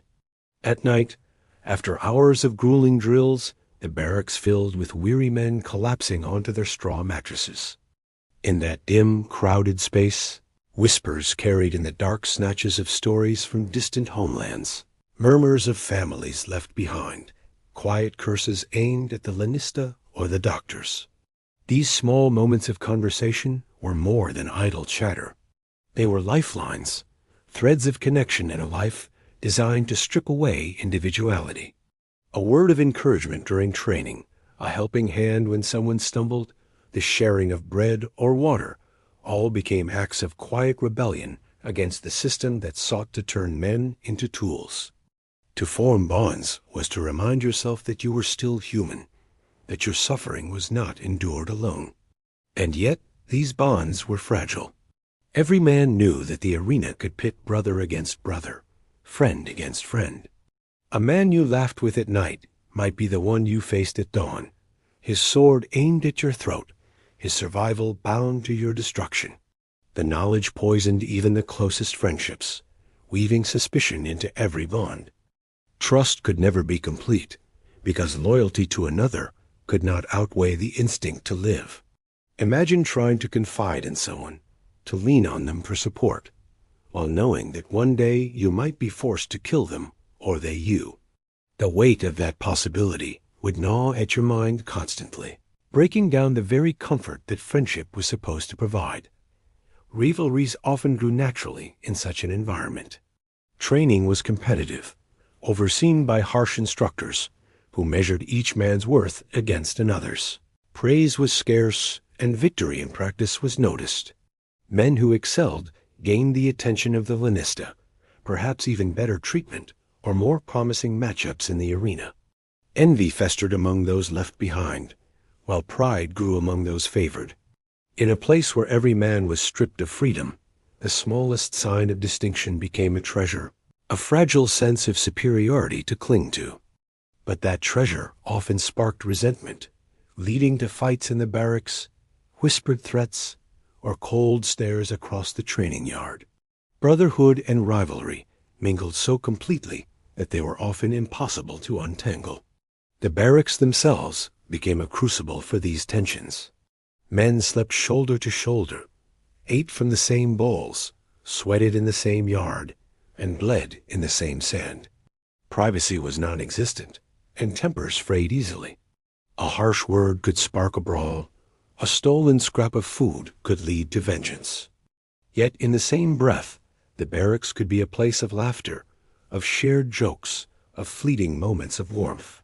A man who helped bind another's wound, who whispered encouragement before a fight, might be hated the next day for landing a harder blow in training. The contradictions of the gladiator's life lived within these walls, and navigating them demanded both caution and resilience. Sometimes rivalries were encouraged deliberately. The lanista understood that competition sharpened men, and he used it to his advantage.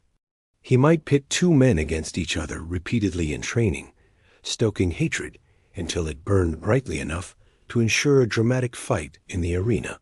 He might grant privileges to one and withhold them from another, creating envy that fueled desperation. To the lanista, every bond, every rivalry, was a tool to shape his investment, to squeeze more profit from the lives he owned. For the gladiator, this meant that even friendships could be manipulated, turned into weapons against the very men who relied on them. To live in such a place was to live in a constant state of emotional tension, never certain whether the man at your side was truly your brother or your rival. And yet, true brotherhood did exist, though it was forged in fire and blood. Men who faced death together, who endured lashes side by side, who fought and survived the arena shoulder to shoulder, often formed bonds stronger than iron. Stories tell of gladiators who refused to kill their comrades, who lowered their weapons rather than strike a friend, even when the crowd demanded blood. Such defiance was dangerous, often punished harshly, but it speaks to the depth of connection that could grow in the harshest soil. These rare moments of loyalty shone brightly in a world otherwise consumed by cruelty. To modern minds, accustomed to friendships untainted by mortal stakes, such bonds might seem unfathomable. But for the gladiator, they were sometimes the only proof that he was more than a pawn in Rome's cruel theater. The duality of brotherhood and rivalry also carried into the arena itself. The crowd loved fights between evenly matched men, and so it was common for comrades to be paired against each other. The pain of such fights went beyond the physical. To raise your weapon against someone who had shared your bread, your burdens, your whispered secrets, was to betray part of yourself. Some men fought reluctantly, prolonging the match, hoping for mercy from the editor. Others fought fiercely, consumed by the knowledge that their survival demanded the destruction of someone they cared for. The sand of the arena absorbed not only blood, but the anguish of friendships torn apart. Imagine yourself in such a place, weapon in hand, facing someone whose laughter had helped you survive the nights. Could you strike him? Could you kill him? For most of us, the answer is no. For the gladiator, the answer was irrelevant. He had no choice. The strain of these relationships were deeply on the mind. The need for companionship clashed constantly with the need for survival. To isolate oneself entirely was to surrender to despair, but to trust too deeply was to risk devastation. Most men walked a thin line between the two, balancing camaraderie and suspicion like a blade's edge. For you, used to friendships built on choice and trust, such a balance would be impossible to sustain. The pressure would crack your spirit quickly, leaving you torn between the longing for connection and the fear of betrayal. And yet, within this paradox, the gladiator's humanity persisted. In whispered conversations, in laughter stolen in the dark, in the clasp of hands before a fight, men reminded each other that they were more than tools of the games. Their bonds, however fragile, were acts of resistance against a system that sought to strip them of dignity. Even their rivalries, bitter as they were, proved that these men still felt, still cared, still lived. It is this humanity, flickering stubbornly in the shadows of cruelty, that gives the gladiator's story its haunting power. For you, to live a single day in this world would be to feel the crushing tension of companionship laced with suspicion. You would long for friendship but fear its cost, desire trust but know its fragility. It would break you quickly, for few can endure such contradictions. But the gladiator endured because he had no choice. He lived in the space between brotherhood and rivalry, between laughter and death, and in that space he survived as best he could.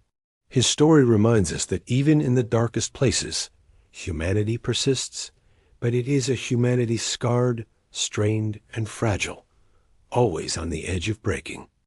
To understand the life of a gladiator fully, you must understand that at its core it was inseparable from slavery.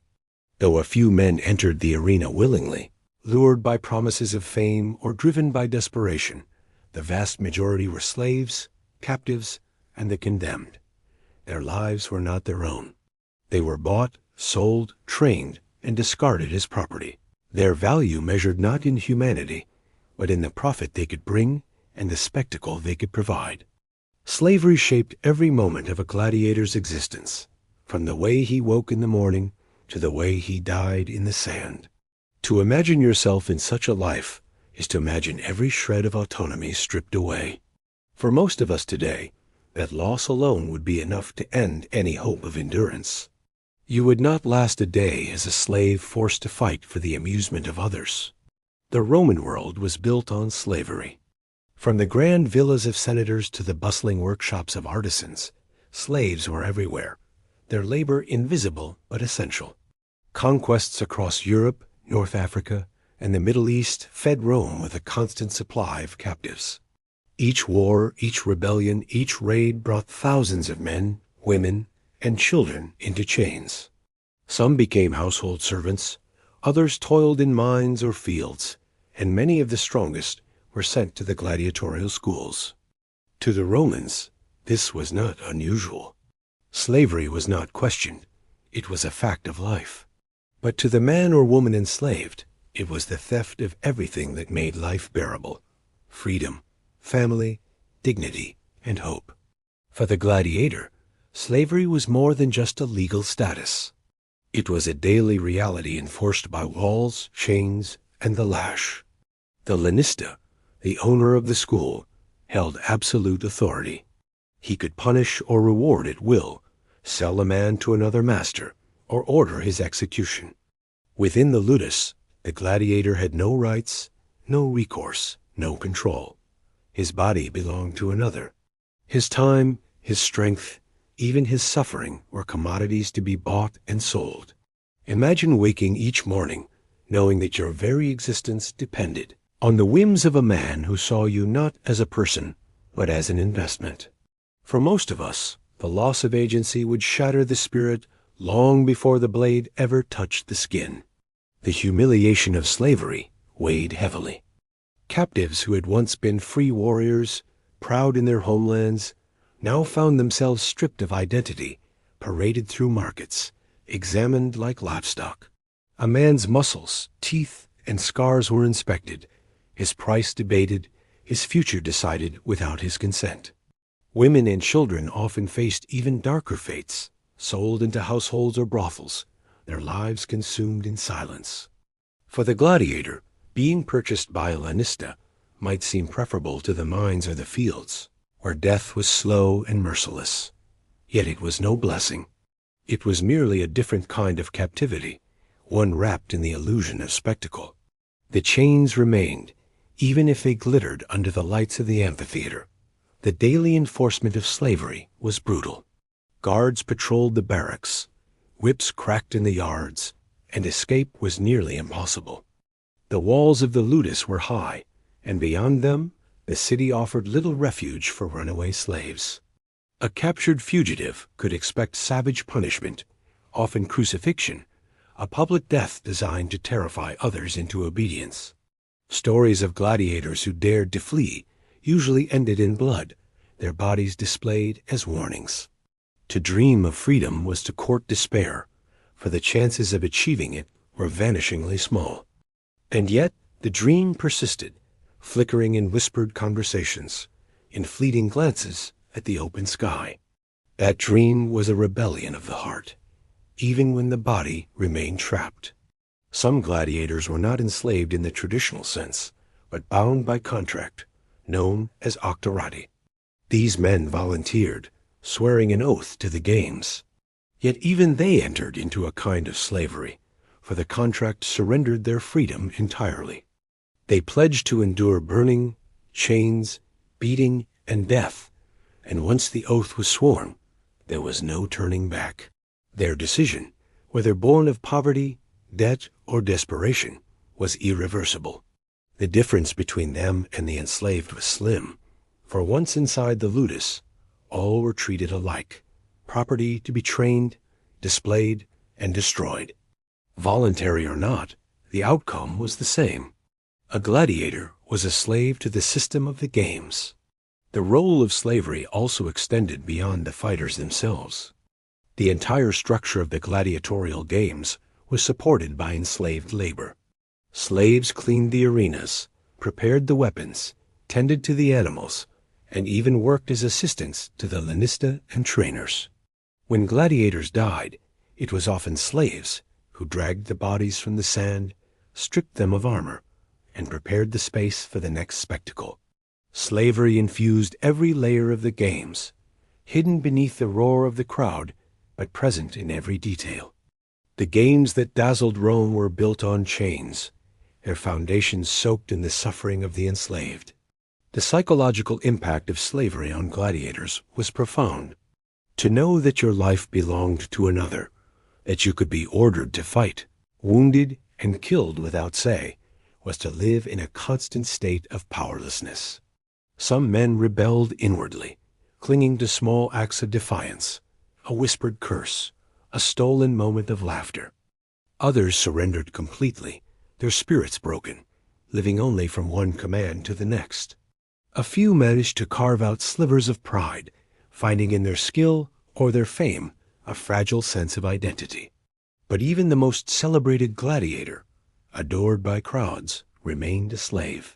His fame did not free him from the walls of the ludus, nor from the hand that owned him. His victories enriched his master, not himself. He could be celebrated in the arena and punished in the barracks within the same day. Fame was a mask that hid the chains, but the chains never left. For you, living in a world where freedom is assumed, the thought of such complete subjugation is unbearable. To imagine yourself waking each day not as a person, but as property, is to confront a reality that would crush the spirit immediately. You would not last a day under such conditions, not because your body could not endure, but because your mind, shaped by the expectation of choice and agency, would rebel against the loss. The humiliation, the helplessness, the knowledge that your life was not your own, it would be too heavy a burden. And yet, gladiators lived this reality daily. Some endured it with quiet resignation, others with fierce resistance. A few, rare and fortunate, fought their way to freedom, earning the rudis, the wooden sword that symbolized release. But even for them, the scars of slavery lingered, etched into body and soul. The majority never escaped, their names forgotten, their lives consumed in the sands of the amphitheater. Slavery defined them, shaped them, and ultimately destroyed them. Their suffering entertained Rome, but their humanity was the true cost. The role of slavery in gladiatorial life is a reminder of the cruel foundation on which the games were built. It strips away the illusions of glory and reveals the harsh truth. Gladiators were not heroes, but captives, not warriors by choice, but victims of a system that saw them only as tools. Their chains clinked beneath the cheers, their suffering hidden beneath the spectacle. To see them clearly is to recognize that the arena was not a stage of honor, but a theater of oppression. And to imagine yourself in their place is to realize just how impossible it would be to survive even a single day. Perhaps the most haunting part of the gladiator's life was not the weight of armor, nor the pain of wounds, nor even the lash of the lanista's whip. It was the constant, inescapable knowledge that death could come at any moment. Every day, from the moment the gladiator opened his eyes to the moment he lay down in the barracks, he lived in the shadow of mortality. He knew that his next fight might be his last, that each cheer from the crowd might be the final sound he ever heard, that each breath might be one closer to his last. To imagine yourself in such a state is to imagine your mind slowly unraveling under the pressure. For most of us, the thought of death is something distant, hidden away by modern comforts and medicine. For the gladiator, it was an ever-present companion. And it is here, in the mind, that you would break long before the sword ever struck. From the moment of recruitment, the gladiator was taught to accept death as inevitable. The very oath he swore, the Sacramentum Gladiatorium, was a vow to endure burning, chains, beating, and death by the sword. It was not a promise to fight, but a promise to die. Imagine standing before a trainer or lanista, reciting such words, binding yourself to death as part of your daily existence. The ritual itself was psychological conditioning, meant to strip away hope and replace it with obedience. Death was no longer a possibility, but a certainty, a matter of when, not if. To carry that knowledge daily would weigh heavily on the spirit, eroding joy, numbing the heart, and leaving only the cold resignation of inevitability. The psychology of living with death shaped every thought. In training, each strike of a sword was a rehearsal not only for combat, but for dying well. In the barracks, men whispered of comrades who had fallen, their names spoken in hushed tones before fading into silence. In the arena, the roar of the crowd demanded not only blood but spectacle, and part of that spectacle was the manner of dying. A gladiator was trained to face death with courage, to fall in a way that pleased the audience, to accept his fate without begging too loudly for mercy. To die poorly, to cower or cry out in despair, was to be remembered with contempt. Even in death, the gladiator was denied freedom. His final act was a performance, judged by strangers who cared nothing for the man behind the armor. The mental strain of this daily awareness was immense. For some men, it produced a kind of fatalistic calm. Knowing that death was inevitable, they surrendered to it, living each day as if already lost. For others, it created a constant state of anxiety. Every noise in the barracks a reminder of mortality. Every rumor of an upcoming fight a spike of fear. Sleep was restless, haunted by nightmares of falling, of the crowd's roar, of the cold blade pressing against the throat. Waking was no relief, for the day only brought the cycle closer to its inevitable conclusion. To live in such a state was to live with the mind always on edge, the heart always clenched, the spirit always under siege. Coping mechanisms emerged, fragile shields against the constant fear. Some gladiators turned to camaraderie, finding solace in the presence of others who shared their fate. Others hardened themselves emotionally, building walls of indifference, pretending not to care if tomorrow would be their last. A few clung to superstition or religion, making offerings to gods, wearing charms, or whispering prayers for protection. Yet even these comforts could not erase the truth. Death still loomed, waiting patiently, unshaken by rituals or friendships. The mind could never truly escape the knowledge that the next match might be the final one. For you, even the anticipation of a difficult event can cause sleepless nights. To imagine living with the constant certainty of death would drive you to despair within hours. The Romans themselves admired this stoic acceptance of death. The gladiator who faced his end calmly, who fell bravely and silently, became a symbol of virtue's manly courage. Philosophers like Seneca even used gladiators as examples of how to face death with dignity. But what the Romans admired was, in truth, the crushing weight of despair transformed into performance. They praised the strength of men who had no choice but to die well, who were trained from the start to embrace death as part of their role. To them, it was inspiring. To the gladiator, it was torture. His courage was not chosen, but demanded. His acceptance was not philosophy, but necessity. The Romans applauded what was, at its heart, the forced submission of broken spirits. The unpredictability of death deepened the strain. Some men fought many times, surviving years in the arena. Others fell in their first match, their names forgotten before the sand was raked smooth again. There was no pattern, no certainty, no way to know how long one might endure. A man could spend months training, only to be slain in moments. Another might limp along for years, scarred but alive, until finally fate caught him. The randomness gnawed at the mind. Imagine knowing that you could not plan for tomorrow, that your future might vanish in a heartbeat, that all efforts to control your life were futile. Such helplessness corrodes the soul, leaving only despair or madness. You would not last a day in such a world, for your mind would rebel against the absence of hope. Even victories did not erase the shadow of death. A gladiator who triumphed might live to fight another day, but the knowledge that he would eventually fall remained. Each win delayed the inevitable, but it did not remove it. The crowd cheered, rewards were given, perhaps even admiration followed, but beneath it all lay the truth that death still waited. To survive one fight was to know another would come, and another after that, until fortune finally turned. The temporary relief of survival only deepened the dread, for it stretched out the torment, making the final end loom larger. For you, the idea of working endlessly toward a goal, only to know it ends in certain failure, would be intolerable. For the gladiator, it was daily reality. Some gladiators embraced a dark kind of courage in the face of death.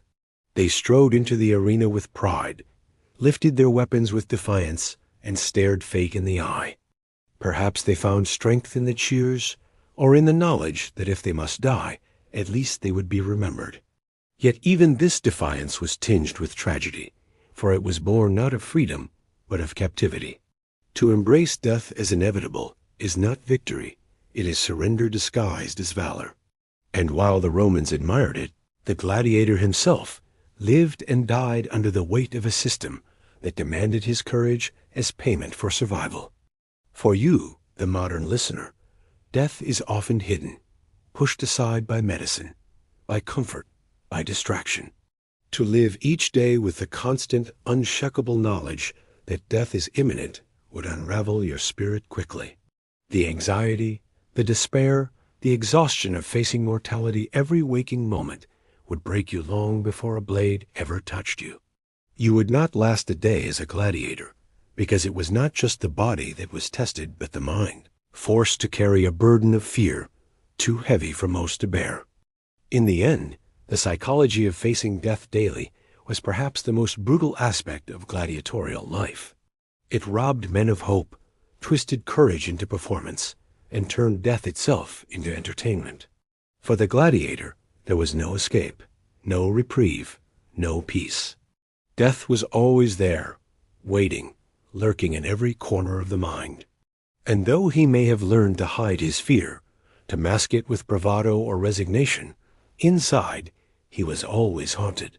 For you, to live even a single day in such a state would be unendurable. It is this, more than any scar or wound, that shows why you would not last a day in the world of Rome's gladiators. To truly understand why gladiators endured such torment, one must look beyond the walls of the ludus and into the stands of the amphitheater. For the gladiator, the arena was a place of fear, sweat, and death. For the Roman people, it was a stage of entertainment, a theater of blood that fed their hunger for spectacle. The crowds did not gather in silence, mourning the pain of men forced to fight. They came eagerly, dressed in their finest, chattering with excitement, buying food and drink, waiting for the moment when the gates would open and the games would begin. To them, it was sport, ritual, and social event. To the gladiator, it was torment. And it is this hunger for blood, this addiction to cruelty disguised as entertainment, that made his life so unbearable. For you, raised in a world where pain is private and violence is hidden, such a culture would be alien and overwhelming.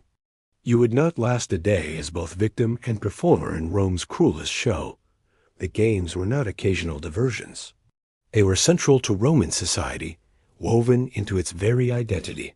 Emperors and politicians used them to curry favor, to distract from unrest, to demonstrate wealth and power.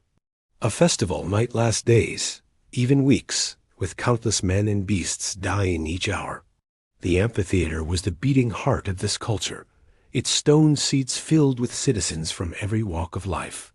Senators sat in the best positions, close enough to see every drop of blood, while poorer citizens crowded higher up, straining for a view. Vendors hawked snacks, wine, and trinkets. Children laughed, lovers whispered, old men reminisced about past games. The atmosphere was festive, electric, like a holiday. The gladiator's suffering was merely the entertainment that fueled it all. To step into such an arena was to become part of a ritual older than any single fighter. The crowd expected not just combat, but theater. They wanted drama, reversals of fortune, near escapes, and tragic deaths. They wanted to see courage, despair, triumph, and defeat played out in flesh and blood before their eyes. Each fight was a story, a miniature play in which the gladiators were both actors and victims. Their blood became ink, their wounds became lines of a script, written not by themselves, but by the demands of the audience. For the Romans, this was not cruelty, it was culture. For you, sitting in the sand with sword in hand, the realization that your agony was another's amusement would be crushing, more painful even than the blade. The crowd's addiction to spectacle extended beyond men. Before gladiatorial matches began, other entertainments filled the arena. Exotic animals from Africa and Asia were paraded, sometimes forced to fight each other, sometimes hunted by men with spears. Executions of criminals might be staged as theatrical dramas, with condemned men dressed as mythological figures and killed in ways that mirrored legendary tales. These grim performances blurred the line between punishment and entertainment, turning death into art, suffering into theater. The gladiator's role was only one part of this broader addiction to blood, but it was the most celebrated, the most anticipated, the centerpiece of Rome's obsession with violence. Why did the Romans crave such spectacle? Some said it was to prove their own strength, to remind themselves of the empire's power over life and death. Others saw it as a way to discipline society, teaching citizens to value courage and despise cowardice. But beneath the philosophy and politics lay a simpler truth. The people were addicted to the thrill of blood. The sight of a sword piercing flesh, the sound of a man groaning in pain, the sight of blood staining sand, these stirred emotions, excitement, and a strange satisfaction. It was a hunger, and like all hungers, it demanded to be fed.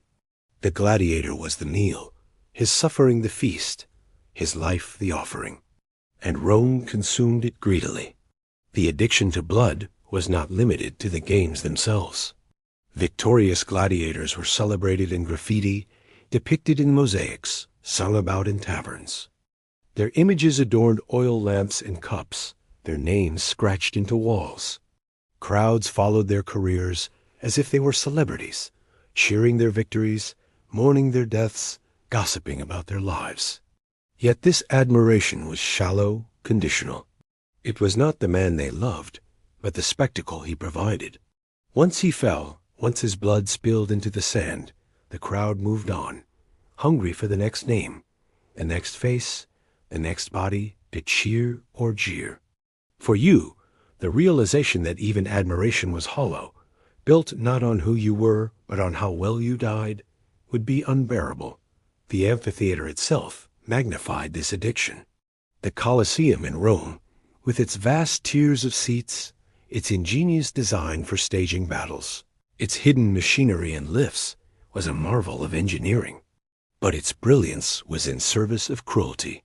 Beneath its floors, cages held animals, cells held men, and tunnels bustled with slaves, preparing the next spectacle. Trapdoors opened to unleash surprises. Lifts raised beasts into the arena. Entire sets appeared for elaborate shows. To the audience, it was magical, thrilling, unforgettable. To those beneath, waiting in the darkness, it was a nightmare of noise, fear, and inevitability. The structure itself was a machine built to consume life and turn it into entertainment. For you, to stand within its walls as a participant, rather than a spectator, would be to feel crushed beneath its weight. Even the rituals of the games reinforced the addiction. Before battles, gladiators paraded before the crowd, saluting with the famous words, "Avenue, Caesar, morituri te salutant." Hail, Caesar, we who are about to die salute you. Whether every gladiator spoke them or not, the sentiment was clear. Their deaths were part of the show, their submission part of the spectacle. Music played, banners waved, officials announced matchups. The games had the grandeur of theater, the pomp of religion, the excitement of sport. And at their center was blood. Always blood. The Romans could not imagine games without it, could not imagine a festival without death. Their addiction was complete, their culture steeped in it. To be a gladiator in such a world was to live as fuel for an insatiable fire. Your pain was not private, your suffering not hidden. It was the very purpose of your existence, demanded by the crowd, applauded by society, encouraged by leaders. Each wound was cheered, each cry of pain celebrated. Your life was measured not in years, but in how many times you could bleed for others' enjoyment. For you, to endure even a single day under such conditions would be impossible. The realization that your body was not your own, that your very life was nothing more than another's amusement, would destroy your spirit long before a blade ever touched you. And yet, for centuries, Rome continued this addiction. Generations of citizens filled the seats. Generations of men died in the sand. The games were not an aberration, but a cornerstone of Roman life, shaping its culture, its politics, its identity. The gladiator was the victim of this addiction, sacrificed again and again to feed a hunger that never diminished. His suffering was Rome's celebration, his death its entertainment. And it is here, in the addiction of an entire civilization to blood, that we see most clearly why no modern soul could endure even a single day in his place. The roar of the crowd, the glitter of the amphitheater, the cheer at the sight of blood, it was a world built on cruelty, a world you would not survive, a world that demanded everything and gave nothing in return. Though the gladiator's life was consumed by training, punishment, and bloodshed, there were rare moments when the walls of the ludus opened, when a man was allowed a taste of the world beyond. These glimpses of freedom, brief and heavily controlled, were like drops of water to a man dying of thirst. They offered reminders of what had been lost, of what life could have been, and of what could never again be fully reclaimed. To the outside world, seeing gladiators in public was thrilling symbols of courage and violence walking among ordinary citizens. To the gladiator, those moments were a cruel mixture of relief and pain, a reminder that the freedom of others was not his own. For you, accustomed to the liberty of going where you please, the limits placed on such fleeting freedoms would feel suffocating. Even in freedom, you would feel enslaved, and you would not last a day in such contradictions. Occasionally, gladiators were paraded through the streets as part of festivals. Dressed in their armor, polished to shine in the sun, they marched in step, observed by the crowds. Children pointed, merchants shouted, women whispered, men admired or scorned. To the people, it was like watching living legends, men larger than life who carried the scars of the arena. Yet the gladiators knew that they were not free men walking in honor, but property on display, advertisements for the games to come. Their march was not one of triumph, but of humiliation, a reminder that their worth lay only in their ability to fight and die for spectacle. To imagine yourself walking proudly, while knowing your pride was a mask, would be to feel your spirit split in two. There were times when gladiators were hired out for banquets, where wealthy Romans flaunted their power by entertaining guests with fighters. These were not fights to the death, but exhibitions, mock combats to impress diners with the skill of their host's property. The gladiators fought under flickering lamplight, the smell of roasted meat and wine heavy in the air, the laughter of the wealthy echoing around them. For the guests, it was a novelty, a diversion between courses. For the gladiators, it was another reminder that their labor and suffering were nothing more than entertainment. Even outside the arena, they could not escape the role forced upon them.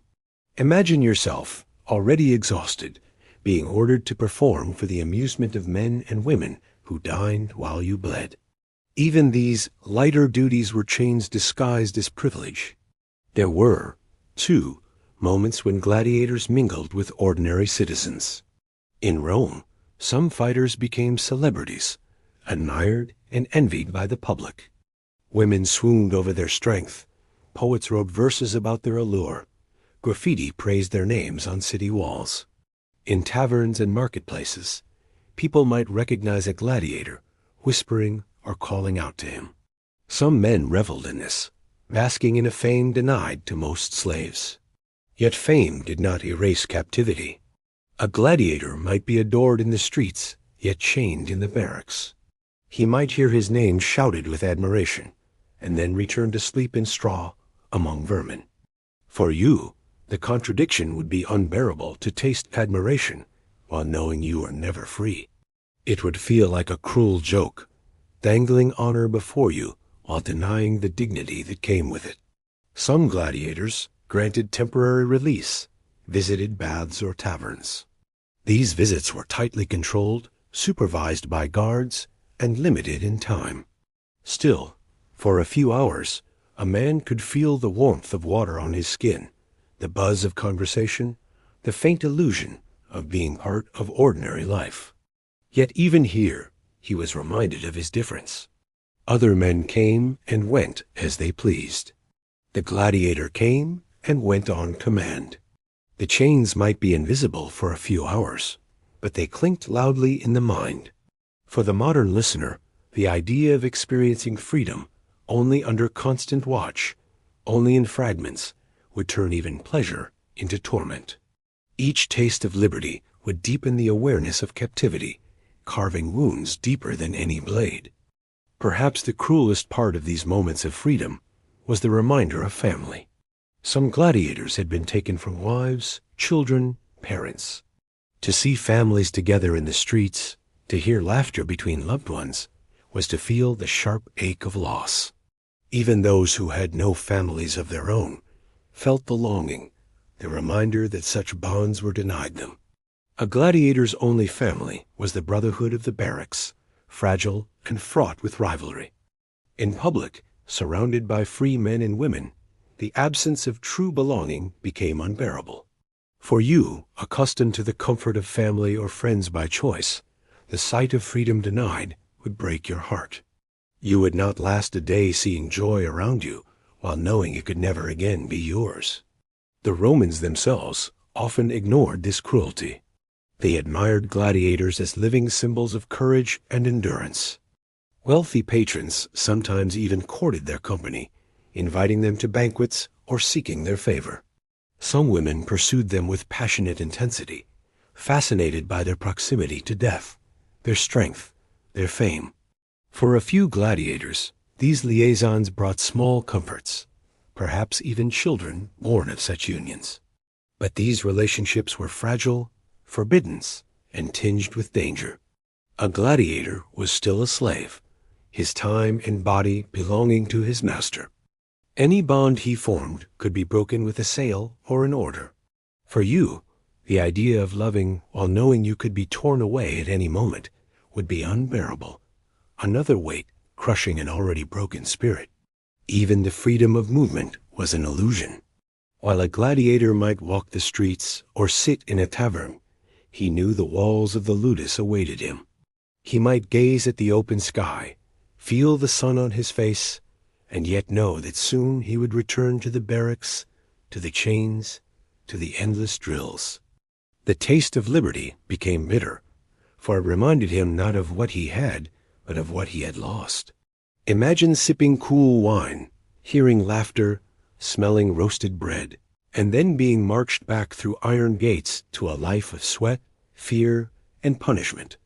The contrast would deepen despair, not ease it. A single day of such false freedom would break most modern souls, for we are not built to endure joy used as a weapon. It is tempting to imagine that these moments of freedom gave gladiators hope, and for some, perhaps they did. Perhaps a smile from a stranger, a whispered word of admiration, a glimpse of family life offered a flicker of humanity that carried them through another day. But for many, such moments were crueler than the arena itself, because they reminded them of what they could never truly have. Hope, in such a world, was a double-edged sword, comforting and tormenting at once. To feel free for a moment, only to return to chains, was a punishment that lingered longer than any lash. For you, accustomed to freedom as your natural state, the cruelty of its denial would crush you instantly. The gladiator's life outside the arena was not true freedom but fragments, illusions, brief escapes that ended always in the same place. The walls of the ludus, the harsh discipline of the doctors, the looming shadow of death in the sand, these remained constant, no matter how far he walked or how brightly the sun shone. For the Romans, the sight of gladiators in public was thrilling, a glimpse of living legend. For the gladiator, it was torment disguised as privilege. And for you, imagining yourself in his sandals, it would be unbearable. Even freedom, when rationed, becomes another kind of chain. And in such chains, you would not last a single day. When most people imagine gladiators, they picture men, scarred, hardened fighters clashing under the hot sun of the amphitheater. Yet history tells us that women, too, stepped into the arena, fighting not as spectators or companions, but as gladiatresses, female gladiators. Their presence was rarer, more sensational, and often shrouded in fascination and scandal. To understand the full scope of gladiatorial life, one must look at the women who shared in its burdens, who carried swords and shields into the sand, and who endured the same chains, humiliation, and danger. And to place yourself in their sandals is to see yet another reason why you would not last a single day in the world of the gladiator. Because the weight of gender added another layer of cruelty, spectacle, and contradiction. The existence of female gladiators was never the norm, but always the exception. Sources are few but vivid. Roman writers such as Juvenal mocked them, graffiti depicted them, and a few inscriptions honor them by name. Archaeological evidence, like a relief from Halicarnassus, showing two women fighting as gladiatresses, proves beyond doubt that they were real. They fought with the same weapons, under the same conditions, as their male counterparts. Yet their presence in the arena was treated less as a show of strength and more as a shocking novelty. For the Romans, women fighting challenged expectations of gender and stirred a mixture of fascination, ridicule, and arousal. For the women themselves, it was survival in the same cruel system that consumed men, though their suffering was often doubled by the gaze that sexualized their pain. To imagine yourself as a gladiatrix is to imagine layers of humiliation added to the already unbearable life of the arena. The Romans saw female fighters as curiosities, their bodies exposed in ways designed to draw attention. Some fought partially unclothed, not because it made them stronger, but because it made the spectacle more titillating for the crowd. Their struggles were objectified, their courage mocked, their very presence twisted into scandal. For you, accustomed to dignity and the expectation of respect, to be forced to fight not only for survival, but for the leering amusement of others, would be torment beyond endurance. A single day of such humiliation would break the strongest spirit. The path that led women into the arena was similar to men's: slavery, punishment, or desperation. Some were captives of war, dragged from conquered lands. Others were slaves whose owners forced them into the ludus for profit. A few may even have volunteered, driven by poverty or the promise of fame. But whatever the path, the destination was the same: the barracks, the drills, the endless training. Female gladiators lived under the same harsh discipline, the same humiliations, the same oaths of obedience. Their bodies were treated as property, their lives expendable. In this, they differed little from men.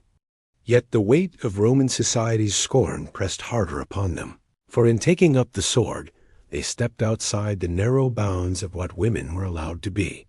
To fight was rebellion and degradation in one, and Rome never let them forget it. Inside the ludus, female gladiators likely trained alongside men, though perhaps separated at times. They endured the same wooden swords, the same bruising drills, the same punishing routines. But outside, the reputations were even more precarious. Roman writers mocked them as unnatural, claiming they abandoned the duties of wives and mothers to chase spectacle. Their strength was turned into ridicule, their courage into satire. Juvenal sneered that wealthy women, too pampered by luxury, sought thrills in the arena. Satire was crueler than the blade, for it mocked not only their skill, but their very existence. Imagine enduring such scorn, knowing that even survival in the sand would not silence the ridicule. For you, the thought of being belittled for your courage would sap your will long before the first fight began. Yet despite ridicule, the crowd came to see them. Female gladiators were novelties, and Rome craved novelty. Their matches drew attention precisely because they were rare, because they shocked expectations. The crowd cheered their wounds, laughed at their falls, and marveled at their defiance. For the audience, it was entertainment. For the women, it was the same battle for survival that men faced, but colored by mockery and sexualization. Their bodies were doubly exposed, once by the sword and once by the gaze of thousands. For the modern listener, who expects dignity even in struggle, this would be unbearable. To fight while being reduced to a joke or a fantasy would strip the soul bare as surely as the sword stripped the flesh. There were rare honors, too.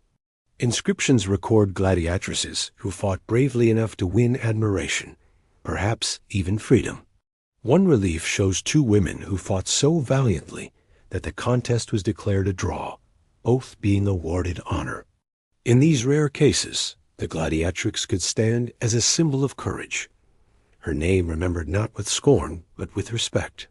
Yet these moments were exceptions, small lights in a world of darkness. The majority endured only mockery and pain, their names erased, their stories lost. Fame was fleeting, admiration conditional, and survival rare. For you, even such a slim chance of honor would feel hollow, the price far too great. The presence of women in the arena also revealed much about Roman society itself. The Romans prided themselves on discipline, order, and control, yet they delighted in the chaos of seeing women fight. It was a disruption of norms that thrilled them, a spectacle that both mocked and titillated.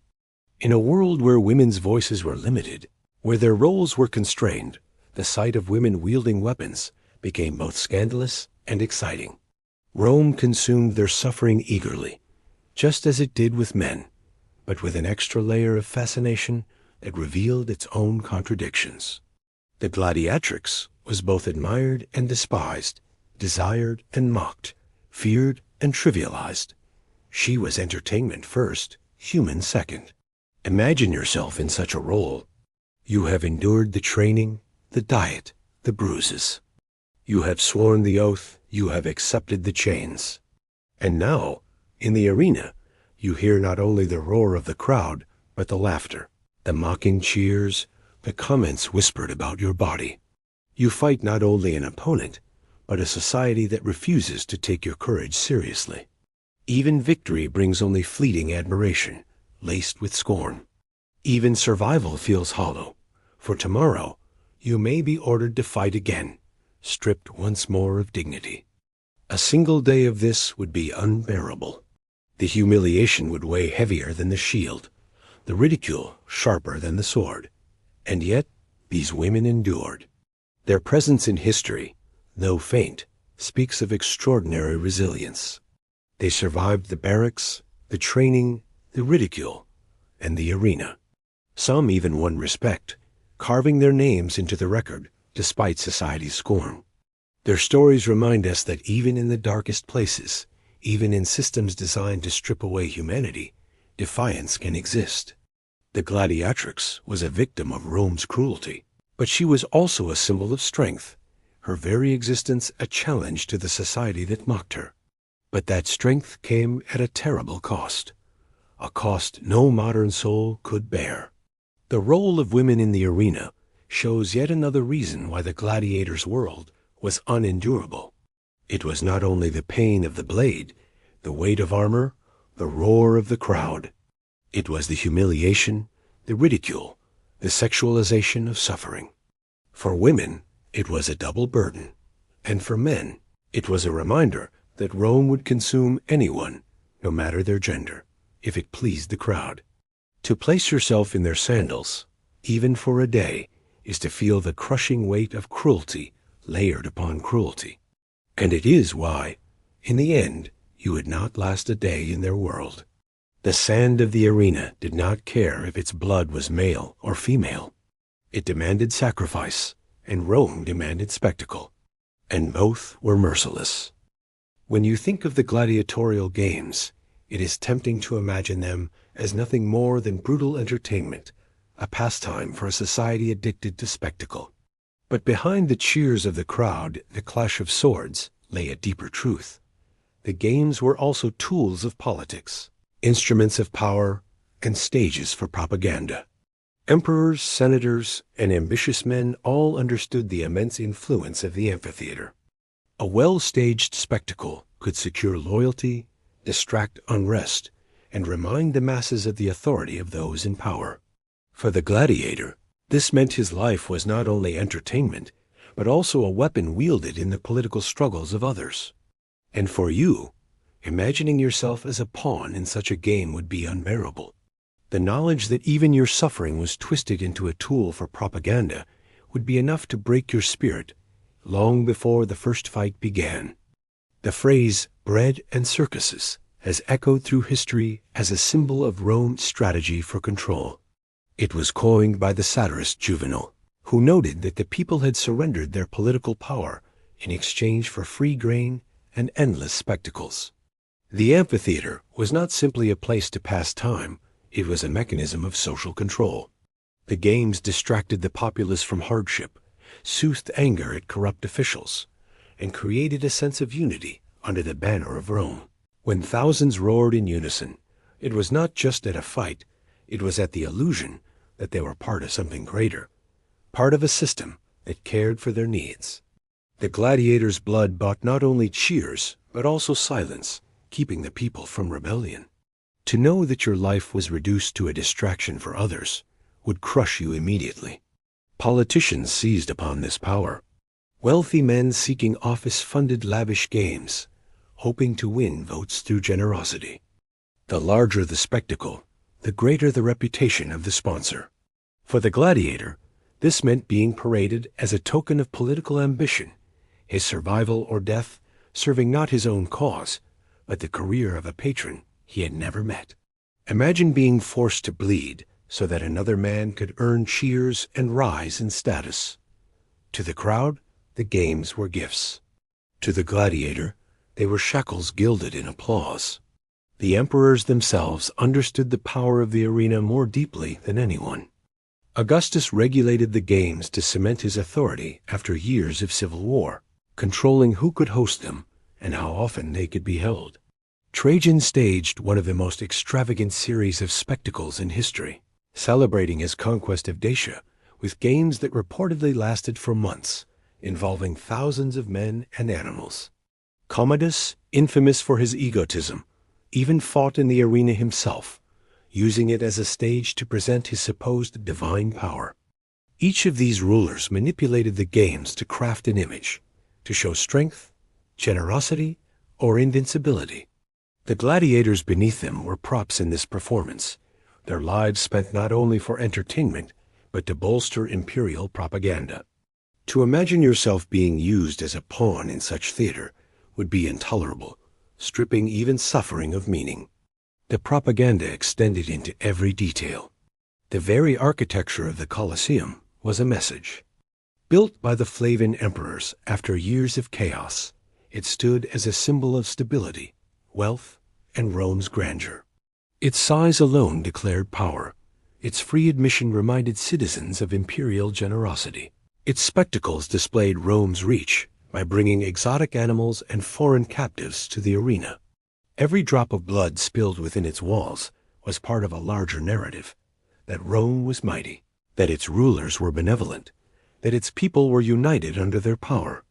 For the gladiator, this meant that his body was part of a story, written not for him, but for those who ruled him. He was not a man, but a message, his suffering woven into the fabric of propaganda. Even the rituals of the games carried political weight. The editor, the official presiding, often held the power to grant mercy or death.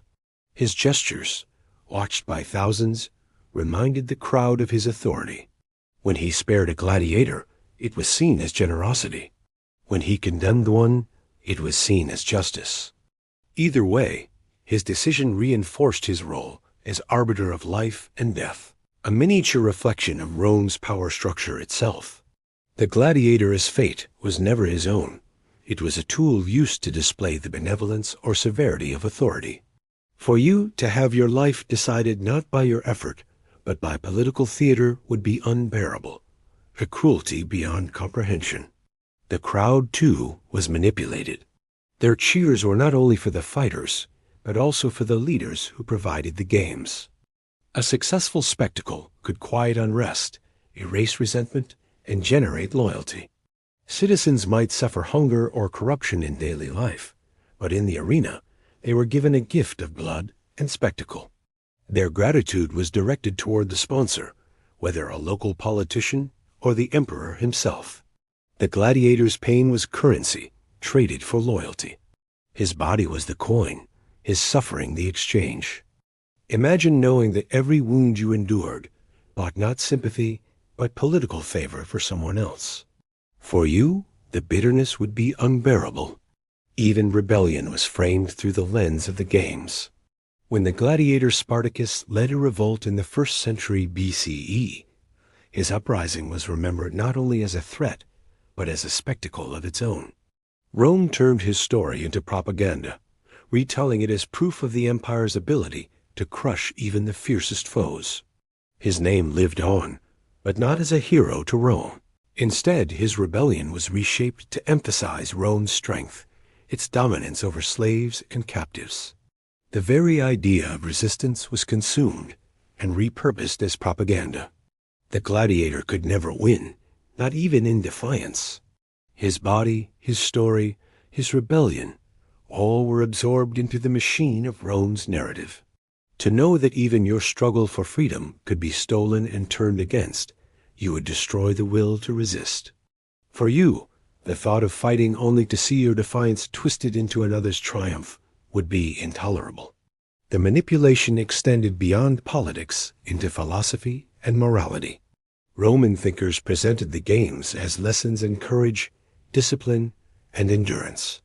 The gladiator's suffering was framed as a model for citizens to emulate, his acceptance of death a lesson in virtue. Yet this was another form of propaganda, another way of disguising cruelty as moral instruction. The gladiator was not a volunteer teacher, he was a slave forced to die. His courage was not chosen, but coerced. Yet Rome presented his suffering as noble, elevating his pain into a cultural ideal. For the gladiator, this was perhaps the cruelest irony, that his torment was celebrated not as tragedy, but as virtue. For you, the thought of your agony being turned into someone else's lesson would be unbearable. To live as a gladiator was not simply to live under chains and fear.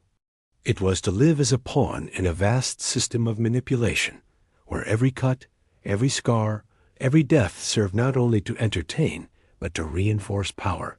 The games were propaganda carved into flesh, painted across sand with blood. For the crowd, they were joy. For the rulers, they were tools. For the gladiator, they were chains tighter than any iron.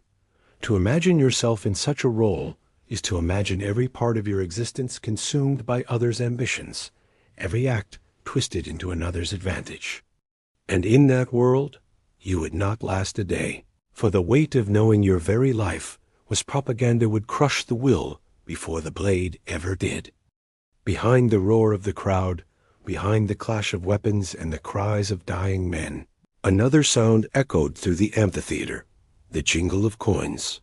For while the games were entertainment for the people and propaganda for the powerful, they were also a business one that consumed lives as casually as a merchant consumes goods. Gladiators were not only fighters, but investments, wagers, and commodities in an economy built on suffering.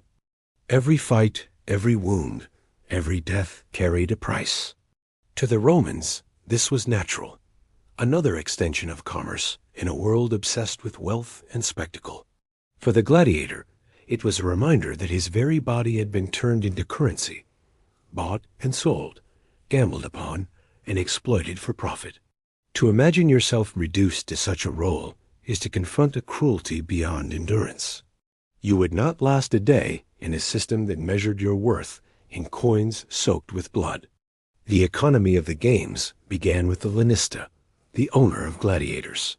Like a merchant of death, he purchased men from markets, prisons, or battlefields.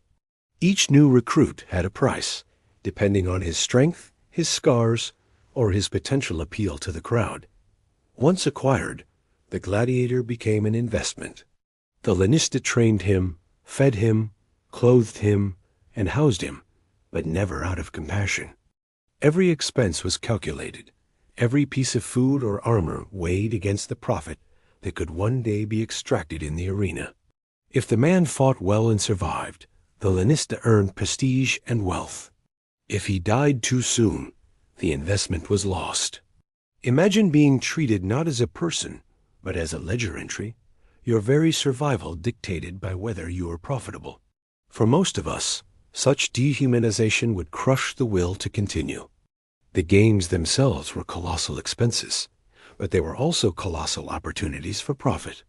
Politicians and emperors spent fortunes to stage them, sometimes bankrupting themselves in the process. They paid Lannister to supply fighters, hired musicians, purchased exotic animals, and filled the amphitheater with spectacle. To the people, the games seemed like generosity, gifts of entertainment and excitement. But behind the curtain, every fight was an economic transaction, every drop of blood part of an investment in power. The gladiator himself was both product and advertisement, a living sacrifice whose suffering justified the spending of coins. His body was not his own. It belonged to the balance sheets of men who grew rich from his pain. Bets added another layer to this economy. Spectators wagered eagerly on fights, placing coins on their favorite fighters, shouting odds in arguments as loudly as they cheered for blood. For many, betting was as thrilling as the combat itself. A man might lose his fortune in a single afternoon, or win enough to dine lavishly for months. The fate of the gladiator became entwined with the hopes and greed of strangers. His survival was not only a matter of his own strength, but of coins clutched tightly in the fists of gamblers. Imagine yourself fighting not only for your life, but for the wagers of thousands who cared nothing for your humanity. To them, you were a chance at profit, no more significant than dice tossed on a tavern table. The pressure would be unbearable. Even in the barracks, money ruled.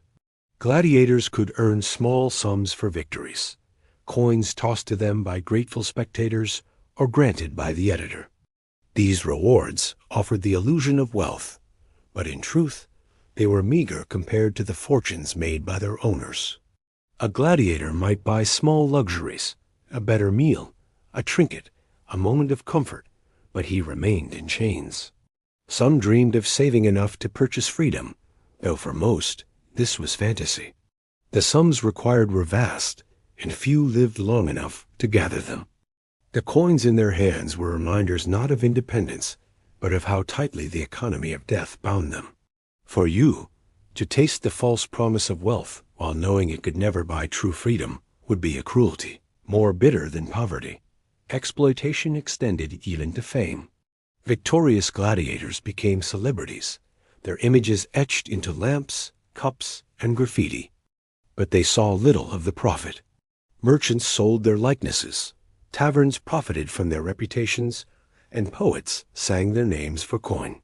The gladiator himself remained a slave, his fame enriching others while he slept on straw. His victories filled the pockets of merchants and Lannister, not his own. For you, accustomed to the idea that success brings reward, the discovery that your triumphs would enrich everyone but yourself would be devastating. It would strip away even the joy of achievement, leaving only bitterness. The economy of death was not limited to the living. Even in death, gladiators were commodities. Insurance existed, contracts that compensated a lanista if one of his men died in the arena. The very act of perishing could be profitable for someone else. Bodies were disposed of quickly, stripped of armor, dragged away by slaves. Some were buried in mass graves, their names forgotten. Others, more famous, might receive a stone marker. But always, their deaths were part of the larger machine, one more calculation in the endless commerce of blood. Imagine your death serving as nothing more than a transaction, your body reduced to balance the books of another. For most of us, the thought alone would be unbearable. The exploitation was total. From the moment a gladiator was purchased to the moment he died, his life was controlled by economics. His meals, his training, his fights, his rewards, his punishments all were dictated by the flow of coin. He was not a man, but a commodity, bought and sold, gambled upon and discarded. The amphitheater, for all its grandeur, was not merely a theater of death, but a marketplace of flesh. Each cheer was a transaction, each drop of blood a coin exchanged. For the gladiator, this truth was inescapable. For you, living in a world where even the hardest jobs usually come with choice, wage, and dignity, such total exploitation would shatter the spirit immediately. And yet, this economy thrived. Rome grew rich on conquest, on slavery, on spectacle. The games became a cornerstone of its culture, sustained by the endless cycle of purchase and death. Gladiators were both victims and fuel, consumed by the hunger of the crowd and the greed of the elite. Their suffering was not an accident, but a product, designed, priced, and sold to feed a system that cared nothing for humanity. In this, the truth becomes clear. You would not last a day in such a world, for your life, your body, your very breath would be owned by others, weighed not in love or dignity, but in coin. The economy of death strips away any illusion of nobility in the gladiator's life. It reveals the games not as contests of courage, but as markets of exploitation, where men were reduced to goods and their pain to profit.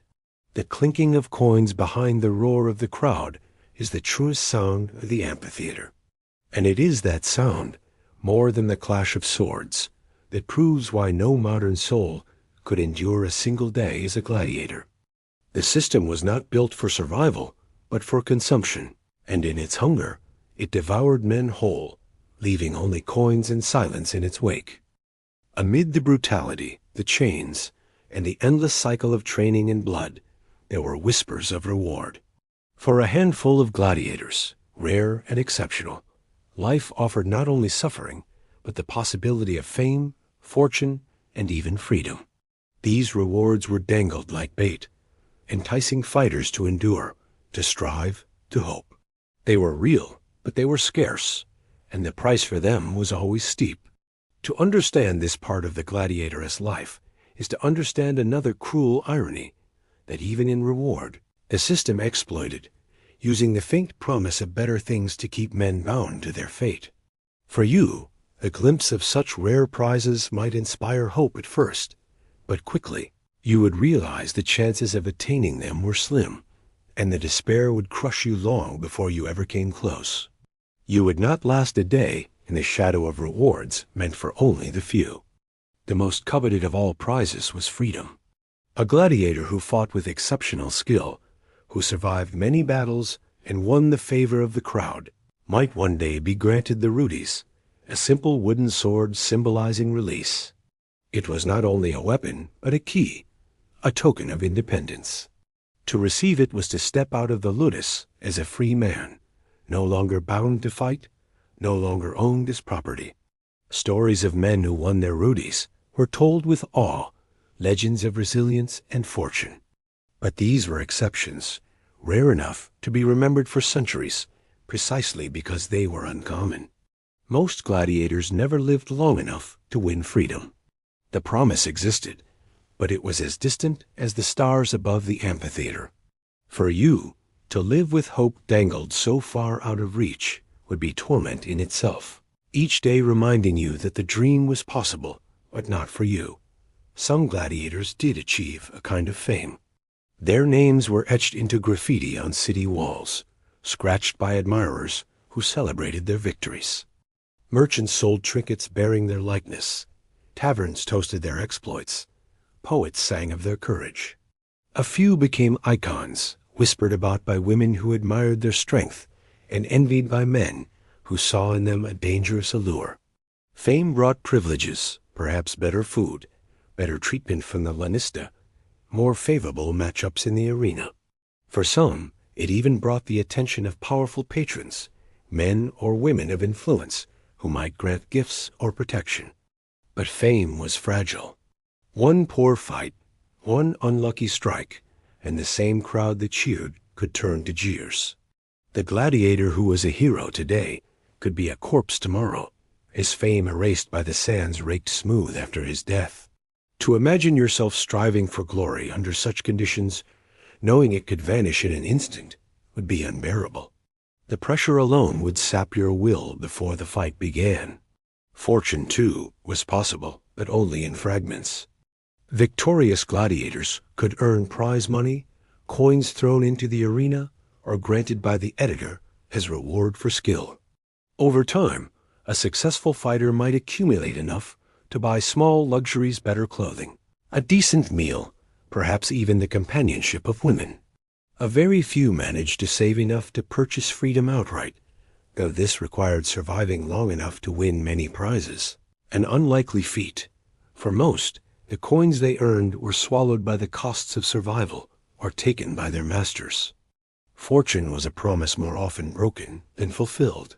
To live with such an illusion would feel like mockery.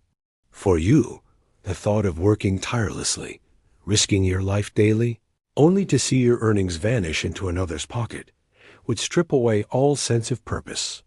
And yet, these rare rewards mattered deeply because they gave gladiators something to cling to. The hope of freedom, the thrill of fame, the glimmer of fortune. These were the sparks that kept men fighting even when despair should have consumed them. A man who believed he might one day win his Rudies fought harder, endured more, swallowed his fear more completely. A man who dreamed of being cheered by thousands, his name remembered, bore his chains with a touch less bitterness. The system exploited these hopes ruthlessly, knowing that even the faintest promise of reward could keep men obedient. It was a cruel bargain. Endure enough suffering, and perhaps you will taste something sweet. But the sweetness was rare, and for most, it never came. For you, the realization that hope itself had been turned into a tool of control would be devastating. You would not last a day with such illusions, hanging like bait before your eyes. For those few who did win freedom, the story did not always end happily. Some left the ludus only to discover that life outside was difficult. They carried the scars of battle, the habits of captivity, the weight of trauma. Freedom did not erase the past, nor did it always guarantee safety.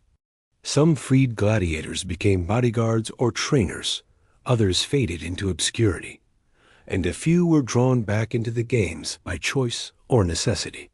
The Rudies was a symbol of release, but it could not undo years of suffering. Even freedom was flawed, another reminder that the rewards of the gladiatorial system were never as bright as they seemed. For you, to endure so much only to find that freedom itself was shadowed would be intolerable, a final blow to the spirit. The fame of gladiators, too, carried a dark side. While some basked in admiration, others found themselves objectified, desired for their strength, but despised for their status as slaves. Roman writers sneered at women who lusted after gladiators, mocking both the fighters and those who adored them. Fame brought attention, but not always respect. It could make a man a target of ridicule as easily as of admiration. And when death came, as it almost always did, fame could not preserve him. His name might linger in graffiti or song for a time, but eventually it faded, erased by the next fighter, the next spectacle, the next victim of Rome's hunger for blood. To imagine yourself striving for recognition, only to be forgotten so quickly, would be to taste the bitterness of futility. You would not last a day carrying such knowledge. Even fortune carried dangers.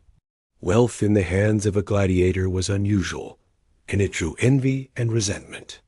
Other slaves might despise him, free men might mock him, rivals might target him. Coins could buy comfort, but they could not buy respect. A gladiator's wealth was always overshadowed by his chains, his victories always claimed by his master. Fortune, like fame and freedom, was real enough to exist, but rare enough to remain out of reach for most. The system thrived on the illusion that these rewards were attainable, dangling them before desperate men like stars glimpsed through clouds. For you, the cruelty of living in a world where even rewards were traps would be impossible to endure. The rare rewards of the gladiator's life were both hope and torment. They offered something to dream of, something to fight for, something to believe in. But they were fragile, conditional, and fleeting. Few ever attained them, and those who did discover that they carried as much pain as joy. Fame could vanish, fortune could be stolen, freedom could feel hollow. The promise of reward was part of the machinery of exploitation, another way to keep men bound to their fate. For you to endure such suffering with only the faint chance of reward would be unbearable. Hope would wither, despair would grow, and the weight of the system would crush you before a single day had passed. And yet, these rewards are remembered because they mattered, because they offered glimmers of humanity in a world built on cruelty. The gladiator who won freedom, who tasted fortune, who achieved fame, he became a symbol of survival, a legend in his own time. His story, rare as it was, reminded others that even in chains, triumph was possible.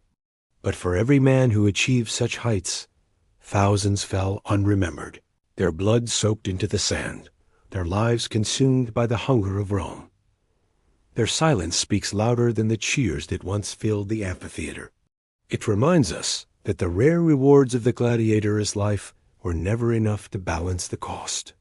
And it is here, in the disparity between hope and reality, that we see most clearly why you would not last a day. The promise of reward could not save the majority, and the few who tasted it did so at a price no modern soul could endure.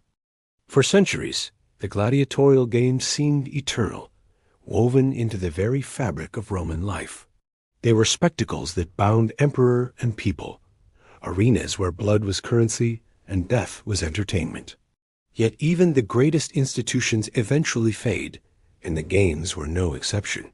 The decline of gladiators was not sudden but gradual, shaped by shifting politics, economic strain, cultural change, and moral questioning.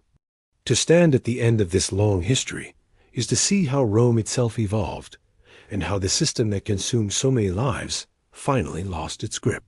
For the gladiator, however, this decline did not mean relief. It came too late for most, arriving after centuries of suffering. And for you, imagining yourself in that fading world, the exhaustion of enduring a tradition already dying would still break you. Even in its twilight, the world of the gladiator remained unbearable. You would not last a day. The seeds of decline were sown as early as the empire's peak. The cost of the games, always enormous, began to weigh heavily on Rome's treasury. Exotic animals, imported from distant lands, drained resources. Training and housing gladiators demanded constant expense.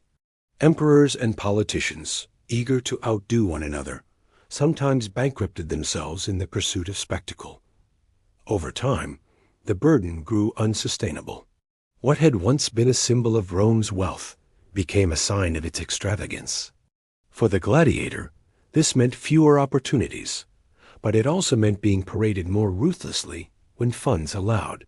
Each spectacle became rarer, but more extravagant, squeezing more suffering from fewer men. To live in this era was to feel the weight of desperation, where each fight carried even higher stakes, each wound more closely tied to the empire's declining wealth. Cultural shifts also began to erode the games. As Rome expanded and absorbed new philosophies, ideas of morality and humanity crept into public discourse. Philosophers and writers questioned whether the endless bloodshed was noble or degrading. Some admired the stoic courage of gladiators, but others condemned the cruelty, seeing the games as a corruption of Roman values.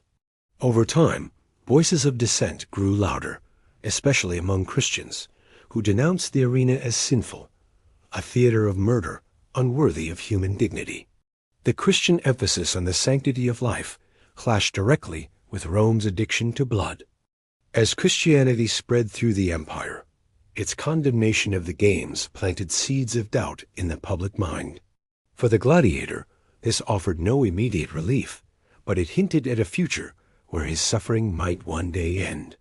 Imagine yourself enduring torment while hearing whispers that the world was changing, that the very institution destroying you might not last forever. Such whispers would sting with both hope and bitterness. The decline of Rome's political stability also weakened the games. The arena had always been a stage for propaganda, a tool emperors used to secure loyalty. But as Rome's crisis mounted economic collapse, invasions, internal strife, the ability to lavish resources on spectacle diminished. Emperors fought for survival, and bread and circuses could no longer mask the empire's decay. The games became less frequent, less reliable, and less central to public life. For the gladiator, this meant fewer moments in the arena, but no less suffering in the barracks. Training continued, punishments continued, chains remained, but the opportunities for survival through victory dwindled.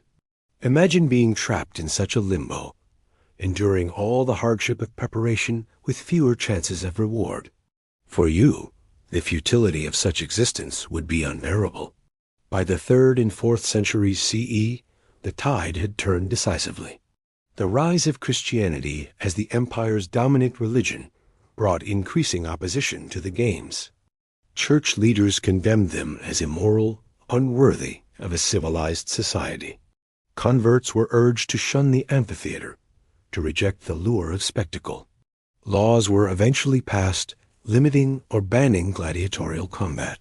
By the time of the Emperor Honorius in the early 5th century, the games had largely disappeared, replaced by other entertainments or condemned outright. What had once been Rome's most celebrated tradition was now seen as a relic of cruelty. For the gladiator, this end came too late.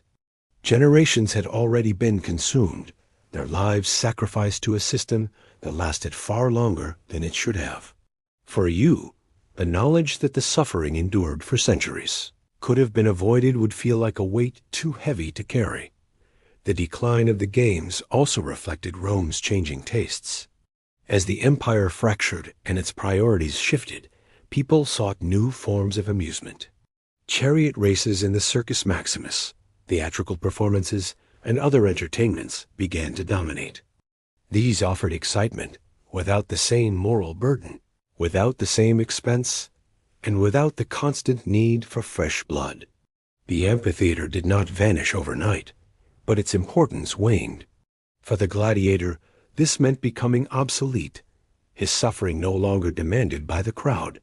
Some were retrained, others discarded, many forgotten. The once mighty figure of the gladiator faded into history, a shadow of Rome's crueler days. To imagine yourself as one of the last, surviving in a system already crumbling, would be unbearable, your pain rendered meaningless, your life wasted in a spectacle the world no longer even wanted. And yet, even as the games declined, their legacy persisted. Stories of famous gladiators survived, etched into memory and myth. The Colosseum itself remained, a silent monument to centuries of blood. Later generations romanticized the gladiator, turning him into a symbol of courage, defiance, and strength. The suffering that defined his life was forgotten, replaced with tales of heroism. But beneath the legend lay the truth, that thousands of men and women had been consumed by a system that valued spectacle over humanity. For the gladiator, the end of the games did not erase the torment of the past. For you, the knowledge that history remembers the image, but forgets the suffering, would be crushing. It would remind you that even in death, your reality could be twisted into myth, your pain turned into someone else's story.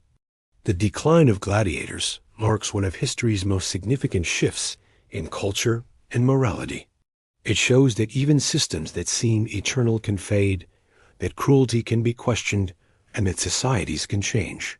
But it also shows how long cruelty can endure before it collapses, how many lives can be consumed before compassion triumphs. For the gladiator, the end came centuries too late. For you, to endure even a single day in a system that lasted so long would be impossible. The chains, the blood, the humiliation, the despair, all would break you long before the tide of history ever turned. And this is perhaps the final truth, that the gladiatorial system endured not because it was noble, but because it was profitable, entertaining, and politically useful. Only when these pillars crumbled did the games finally end. In the silence that followed, Rome moved on.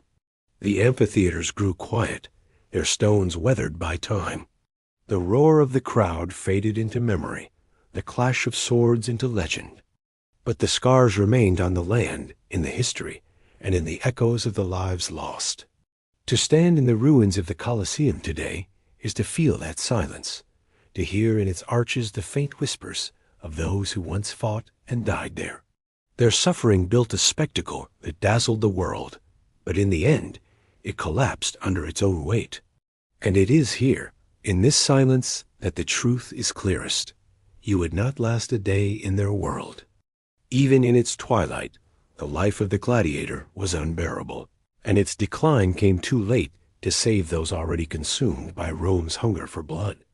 And so we come to the end of our journey into the world of the Roman gladiator. Across these chapters, we have stepped through the gates of the ludus, felt the lash of the trainer's whip, shouldered the crushing weight of armor, heard the deafening roar of the crowd, and walked the sands of the arena where blood was both currency and entertainment. We have seen how slavery shaped every breath, how politics and propaganda twisted every strike, how injury and disease gnawed at the body, and how the rare rewards of fame, fortune, and freedom dangled like unreachable stars above men who suffered daily. At every turn, the life of the gladiator revealed itself not as one of glory, but of torment. It was a world designed to consume, to break, to strip away humanity until only a performance remained. And this is why, no matter how strong or determined you may think yourself, you would not last a single day in their sandals. To imagine living as a gladiator is to imagine surrendering not only your body, but your very sense of self. Each morning would begin not with choice, but with command, not with freedom, but with discipline enforced through fear. The endless drills would grind you down, the monotony would suffocate you, and the punishments would remind you that your life was not your own. Food was not a pleasure but fuel, designed to sustain a body meant for combat. Sleep was not rest, but uneasy reprieve, haunted by nightmares of the arena. Even laughter and camaraderie were fragile, shadowed by the knowledge that any friend might one day be your opponent, and that the crowd might cheer louder for his survival than for yours. In such a place, even hope became dangerous, for it was easily twisted into another form of control. For you, accustomed to dignity and autonomy, a single day in such conditions would feel like a lifetime of despair. The arena itself was the cruelest stage of all. To stand beneath the blazing sun, thousands of eyes fixed upon you, the roar of voices demanding your blood, it was to become an object, stripped of individuality. You were not a man, but a spectacle. Each cut of the blade was greeted not with sympathy, but with applause. Each drop of blood was not tragedy, but entertainment. Your death was not mourned, but celebrated, another act in the endless theater of Rome. And if by some chance you survived, it was not victory, but a reprieve, another day of suffering bought with the crowd's satisfaction.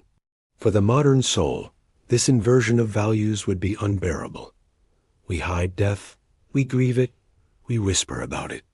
To see it demanded as joy, to know your own end would be cheered, would crush your spirit instantly. Even if your body endured, your mind would not. Yet in the midst of this cruelty, the gladiators themselves showed extraordinary resilience. They fought, they endured, they found fragments of humanity in laughter, in whispered stories, in rare moments of camaraderie. Some carved their names into history, earning fame, admiration, even freedom. Others faded into silence, their lives erased by the sand that covered their blood. Each one bore a story, though most will never be known. And while Rome saw them as tools, as entertainment, as instruments of propaganda, history allows us to see them as people, men and women trapped in a system they did not choose, enduring pain we can scarcely imagine.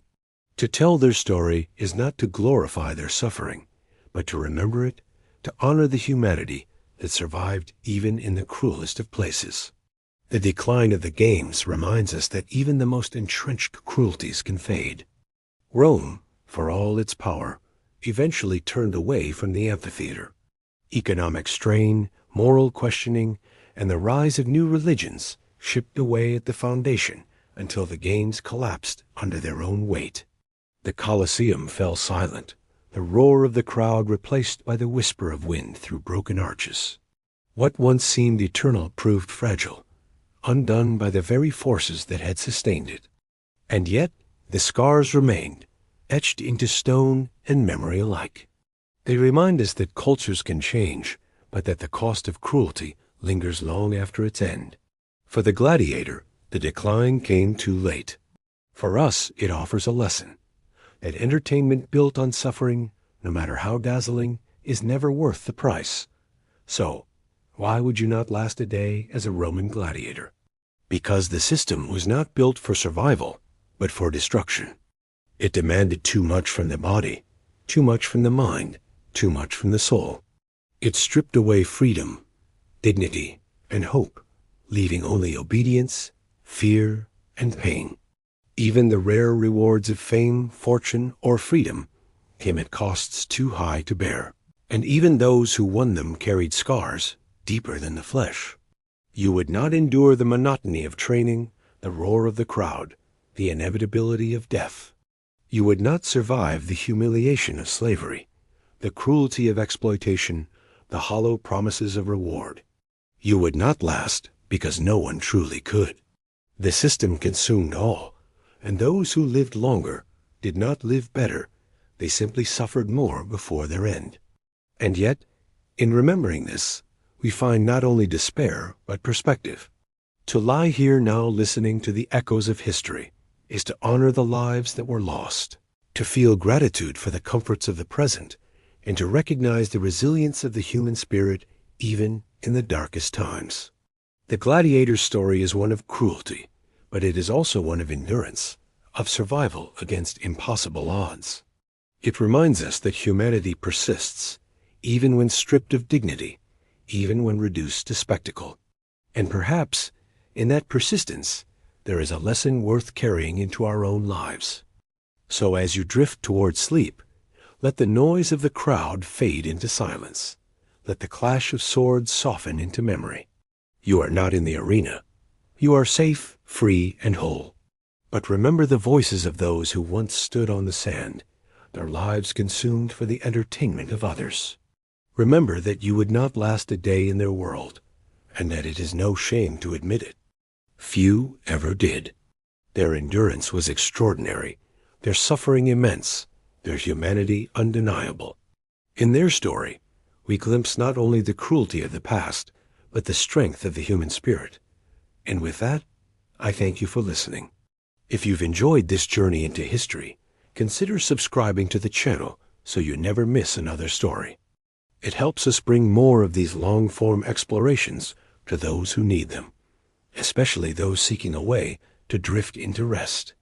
And tell us in the comments what time of night you listen and what topics from history most interest you. Your suggestions guide us, shaping the stories we tell, ensuring that the voices of the past continue to echo into the present. Until next time, may your sleep be deep, your dreams peaceful, and your spirit free from the chains of the arena.